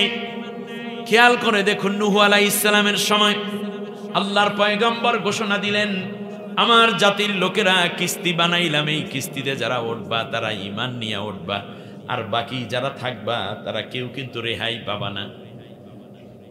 ইউনূস পয়গম্বর নিজের নূহ আলাইহিস সালাম জাতির লোককে দাওয়াত দিলেন, জাতির লোকেরা চলা শুরু হয়ে গেল, এই যে ঝড় শুরু হয়ে গেল। হযরত নূহ আলাইহিস সালাম যখন দাওয়াত দিচ্ছিলেন তখন এক বুড়ি মহিলা যার বয়স ছিল 558 বছর, এই 558 বছরের বুড়ি, সেই সময় মানুষগুলো এইরকমই হায়াত পাইতো। স্বামী নাই, সন্তানগুলো চলে গেছে, বৃদ্ধা মানুষ ভিক্ষা করে খায় কিংবা অল্প কিছু উপার্জন করে করে জীবিকা নির্বাহ করে, লাঠিতে ভর দিয়া চলে। হযরতে নূহ আলাইহিস সালামকে বলল, ও পয়গম্বর, যখন ঝড় শুরু হবে আল্লাহর ওয়াস্তে আপনি আমাকে নিতে আসবেন, আমি রেডি থাকব। তার কারণ হলো আমাকে নিয়ে যাবে এমন কেউ নাই, আর কোথায় আপনার কিস্তি আমি সেটা জানিও না, আমাকে এসে নিয়ে যাবেন। নূহ আলাইহিস সালাম বললেন, বুড়িমা তুমি চিন্তা করবে না, যখনই বৃষ্টি শুরু হবে, ঝড় শুরু হবে, বন্যা শুরু হবে, আমি নূহ এসে প্লাবন থেকে বাঁচানোর জন্য তোমাকে কিস্তিতে উঠাইয়া নেব। বুড়ি তখন থেকে অপেক্ষায় বসে আছে। 1 দিন 2 দিন 5 দিন চলে যায়, এইদিকে বন্যাও শুরু হয়ে গেছে। একটানা 40 দিন পর্যন্ত বন্যা হলো। আল্লাহ বললেন, ফাস্তাওয়াত আলা জুদিয়িন, নূহ পয়গম্বরের কিস্তি জুতি পাহাড়ের উপরে গিয়ে ঠেকে গেল। এরপর নূহ পয়গম্বর নামলেন, পানিগুলো শুকিয়ে গেল, চারদিকে কিচ্ছু নাই, লোকালয় নাই, গাছপালা পশু পাখি কিচ্ছু নাই, কেবল তার কিস্তিতে যা আছে জোড়ায় জোড়ায় সেইগুলোকে নামাইয়ে দিলেন। চারদিকে হাঁটতেছেন, নূহ আলাইহিস সালাম হঠাৎ করে দেখতে পেলেন বহু দূরে একটা ঝুপড়ি দেখা যায়, ছোট্ট একটা ঘর। নূহ আলাইহিস সালাম বললেন, সবকিছু লন্ডভন্ড, এই ছোট্ট ঝুপড়িটা কার? তিনি চলে গেলেন সেখানে। যাওয়ার পরে শুনতেছেন ওই ঝুপড়ির ভেতর থেকে বুড়ি মহিলা আকুতি মিনতি করে আল্লাহরে ডাক দিয়ে কয়, রব্বুল আলামিন, মহাপ্লাবন হবে তোমার পয়গম্বর বলেছেন, আল্লাহ তাআলা ওই প্লাবনে কেউ তো বাঁচবে না, কিন্তু আমি ঈমানদার, আল্লাহ গো তোমার পয়গম্বর যেন আমার নাম ভুলে না যায়, আমি যেন গজবের বন্যায় পড়ে না যাই, আমি যেন ঈমানদারদের সাথে কিস্তিতে উঠতে পারি, তুমি আমারে সেই তৌফিক করে দিও। বুড়িমার আওয়াজ শুনে নূহ আলাইহিস সালাম সিজদায় পড়ে গেলেন, আল্লাহরে ডাক দিয়ে কয়, রব্বুল আলামিন, আল্লাহ গো আমি তো বুড়ির কথা ভুলে গেছি, আমার ওয়াদা ভঙ্গ হয়ে গেছে। আল্লাহ রব্বুল আলামিন ডাক দিয়ে কয়, ও নূহ রে, তুমি তোমার ব্যস্ততার কারণে তুমি তোমার উম্মতকে ভুলে যেতে পারো, কিন্তু আমি আল্লাহ রব্বুল আলামিন আমার বান্দিকে ভুলে যেতে পারি না। সুবহানাল্লাহ, আমি ভুলি নাই, আমার কুদরত দিয়ে তাকে হেফাজত করেছি। যখন মহিলাকে ডাক দেয়, বুড়িমা বলল যে নূহ পয়গম্বর বন্যা কি শুরু হইবে, আসতেছি আসতেছি, গাঠি লাঠি সবকিছু নিয়ে বের হয়ে পড়েছে। চোখের পানি ছেড়ে নূহ পয়গম্বর বলল, মাগো তুমি আমাকে মাফ করে দাও, বন্যা হয়েছে, দেখো না চারদিকে কি অবস্থা, বন্যা শেষও হয়ে গেছে। তখন বুড়ি চোখের পানি ছেড়ে বলে, আল্লাহ পৃথিবীতে তোমার চেয়ে দরদি আর কেউ হতে পারে না। সুবহানাল্লাহ। আল্লাহ রাব্বুল আলামিন বললেন, ইউনুস তুমি তোমার জাতির লোকের কাছে চলে যাও। ইউনুস আলাইহিস সালাম বললেন, আল্লাহ কেমন করে যাব, তার কারণ হলো এত মানুষের কাছে আমি যাব, আমি কি সেই হায়াত আছে? আল্লাহ রাব্বুল আলামিন বললেন, প্রত্যেকের কাছে ক্ষমা না চাওয়া পর্যন্ত আমি তোমাকে মৃত্যু দেব না। হায়াত বাড়াই দিলেন কে? তা আল্লাহ চান যাদের কাছে অপরাধ করছি ইউনুস তাদের কাছ থেকে মাপ চেয়ে নেব। অপরাধ কি মনে আছে? আলহামদুলিল্লাহ, ইউনুস আলাইহিস সালাম 444 বছর হায়াত পেয়েছেন, 344 444 বছর। তাহলে আপনারা বলুন, আমি দেখেছি বাংলাদেশের বর্তমানে 18 কোটি মানুষ, এই 18 কোটি মানুষের কাছে প্রত্যেকের কাছে 18 কোটি, অনেক ছিল মাত্র 1 লাখ প্লাস। আর সেই এখানে বাংলাদেশে কত? এর থেকে পালাইয়ে গেছে। উনি যদি আসে, প্রত্যেকের যদি 2 মিনিট করে সময় দেবে, মাপ চাই, আর কোনোদিন পালামু না, আমার যে জোতা দিয়ে পিটাও আর পিছে দিয়ে পিটাও, আমি আইসি দেশে, এই কথাও যদি বলে, তাতে 2 মিনিট করে সময় দিলে লাগবে 700 বছর। 723 বছর 6 মাস, কত ঘন্টা জানো? আমি হিসাব করে দেখছি। এটা কি সম্ভব? এটা কি সম্ভব? আচ্ছা, মুগ্ধর মা তাকে কি মাফ করবে? আবু সাইদের মা তাকে মাফ করবে? শিপনের মা তাকে মাফ করবে? মুজাহিদের মা, বেলাল ভাইয়ের মা, রুহানির মা তাকে মাফ করবে? এই যে পিলখানায় হত্যাকাণ্ড হইল, তাদের সন্তান স্ত্রী, তারা কি মাফ করবে? করবে না। অতএব তিনি আর আসিবেন না। আপনি যতই গাছে কাটাল গোপে তেল দেন, কাজ হইত না। শেষ। আল্লাহ রাব্বুল আলামিন বললেন, এইরকম বিপদ যখন আসবে তখন তোমরা আল্লাহকে ডাকবা। আমি মনে করি আয়না ঘর থেকে যারা বেঁচে আসছেন ইউনুস আলাইহিস সালামের মতোই তারা নতুন জীবন দিয়ে আল্লাহ তাদেরকে ফিরাই দিয়েছে। আল্লাহ যেন ওদের জীবনের গুনাহগুলো তাদের মাফ করে দেন। আল্লাহ যেন আমাদের সবাইকে কবুল করে নেন। সম্মানিত ভাইয়েরা, আমি আজ আপনাদেরকে আর অন্য কোনো ওয়াজই শোনাবো না। নামাজ পড়তে হবে, এটা ফরজ। রোজা রাখতে হবে, এটা ফরজ। সন্তানদেরকে পর্দায় চালাতে হবে, নিজেও পর্দা করতে হবে। আপনি 10 জন ভাবিল গল্প না করলে প্রত্যেক দিন আমার পেটের ব্যথা জমায় না, আর বৌরি গঞ্জে কালা পাতা টানাই দিলাম, পর্দা করবি, কোন দিকে যাইতে পারবি না। আন্দাজি এই কাম করবেন না।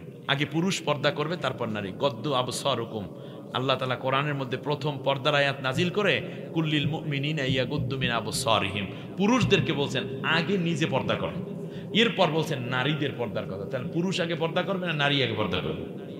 পুরুষ। আপনি তো পর্দা করেন না, আপনি মাইয়া দেখলে চোখ উল্টোই তাকাই থাকেন। হ্যাঁ রে, কারা কারা মেহমান আসছে দেখি তো একেবারে ঘর হইতে ঢুকে ওই 5 দুয়ার পর্যন্ত আপনি চললেন। আর আপনার ঘরে কেউ আসলেই তাড়াতাড়ি, হুজুর আসলে তো কোনো কথাই নাই, সামনের বারিন্দার পরে আর কোথাও আইতনা ছাড়া কোনো জায়গাই নেই। হুজুর এলে বেশি পর্দা। এরপর বাড়ির চাচা মেয়ে এলে ভিতরে আসেন, চাচা আইতনা থেকে কিনলে আসেন ভিতরে বসেন, এই চাচা মেয়ের দুটো বাদ দাও, নিজের বউরে দিয়ে কয়। আর সে পর্দার ওয়াজ করিয়ে বেড়ায়। এগুলো সব বাদ দেন। এর মানে যাদের সাথে বিয়ে বসা জায়েজ তাদের সাথে দেখা দেওয়া হারাম। বলেন, যাদের সাথে বিয়ে দেওয়া জায়েজ তাদের সাথে পর্দা করা ফরজ। আর যাদের সাথে বিয়ে বসা হারাম তাদের সাথে দেখা দেওয়া জায়েজ। দেখবে মুখমণ্ডল, হাতের কবজি, পায়ের পাতা, এই পর্যন্ত। এখন বিয়ে বসা জায়েজ না কাদের সাথে, হারাম কাদের সাথে? আপন বাবা না খাজা বাবা? কি ধর্ম বাবা? নিজের পিতা, জন্মদাতা পিতা। আপন চাচা, চাচা তো চাচা না কিন্তু আপন চাচা, অর্থাৎ বাবার আপন ভাই, আপন চাচা। এরপরে আপন নিজের কলিজার টুকরা সন্তান, দুধ সন্তান, আপন ভাই। এইদিকে আছে আপনার শ্বশুর, ওইদিকে আছে আপনার মামা, এইদিকে আছে আপনার নানা, রাইট। এইদিকে আছে ভাইগনা অর্থাৎ বোনের ছেলে, ওইদিকে আছে ভাতিজা। খেয়াল করেছেন কিনা? এরকম 14 জন যাদের সাথে বিয়ে বসা হারাম তাদের সাথে দেখা দেওয়া চাই। তাও কেমন দেখা? কয়দিন আগে দেখলাম বাড্ডা এলাকায় মা মারা গেছে, বাচ্চাগুলো 2 মেয়ে 1 ছেলে, রিক্সা চালায় লোকটা। সে যেই দিন তার স্ত্রী মারা গেছে তার পরের 3 দিন পর থেকে তার 14 বছরের মেয়ের সাথে শারীরিক সম্পর্ক করেছে। নবী সাল্লাল্লাহু আলাইহি ওয়াসাল্লামের হাদিস আমার মনে পড়ে গেল। আপনারা শুনতেছেন না মনে? নিজের পিতার ব্যাপারে কি এই চিন্তা করা যায়? কিন্তু শয়তান কিভাবে ধরেছে আপনি খেয়াল করেন। মূর্খ কারে কয়? এবার খেয়াল করুন, রাসূল সাল্লাল্লাহু আলাইহি ওয়াসাল্লামের দরবারে আবু বকর রাদিয়াল্লাহু তাআলা আনহু আসছেন, কিন্তু কপালে এখান দিয়ে ফুলা। কপালটা কি? ফজরের নামাজ পড়ছে তখন ফুলা নাই, জুহুরের নামাজে ফুলা নাই, আসর নামাজের পরে মাগরিবের যখন আসছে তখন এখান দিয়ে ফুলে গেছে। জিজ্ঞেস করলেন, আবু বকর তোমার এটা কি হয়েছে? বলল, জি ইয়া রাসূলুল্লাহ, আমার ঘরের মধ্যে আসমা আছে। আসমা আয়েশা রাদিয়াল্লাহু তাআলা আনহার ছোট বোন, কিন্তু সে মেসিউট। আসমা বিনতে আবু বকর। ঘরে গিয়ে দেখলাম আমার স্ত্রী ঘরে নাই। আমার স্ত্রীকে ডাক দিলাম প্রথম।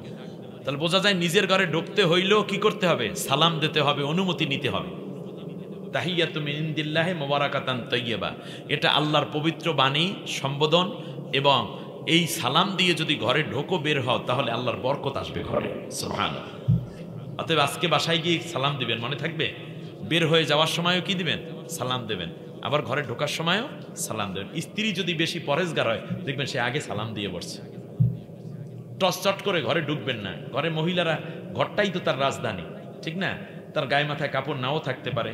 ঘরে আপনার মেয়ে আছে, মা আছে, স্ত্রী আলাদা জিনিস, কিন্তু অন্যরাও তো থাকতে পারে ঘরে। অতএব তাদেরকে সুযোগ দিতে হবে যেন কাপড়টা টেনে দিতে পারে, গায়ে মাথায় কাপড়টা যেন জড়াতে পারে। আপনার পুত্রবধূ থাকতে পারে, বাসায় কোনো মহিলা মেহমান আসতে পারে, এই পাকে কথা বুঝতেছেন না কেন? এটার উপর দীর্ঘ ওয়াজ আছে, কিন্তু আজকে তো করতে পারলাম না। তো এই যে সাবধানতাটুকু আপনি করলেন, এটার মধ্যে ইসলাম, এটা তাকওয়া। এরপরে বলছে তোমার আম্মু কোথায়? বললো যে মা তো বাসায় নাই, আব্বু আমি একা আছি, বসো। তখন আপনি বলেছেন যে নিজের কন্যাও যদি একা ঘরে থাকে তাহলেও শয়তান ওয়াসওয়াসা দেওয়ার আশঙ্কা আছে। সেই আশঙ্কার কথা চিন্তা করে আমি দিছি দৌড়। দৌড় দিতে যাইয়া নবী গো, ওই যে দরজায় যে উপরে চৌকাট থাকে, সেই চৌকাটে আমার কপাল লাগিয়ে পড়ছে। সেই কপালে আমি ব্যথা পাইছি, কিন্তু ব্যথার কথা তো আমার মনে নাই, আপনি না বলতেছেন ব্যথা।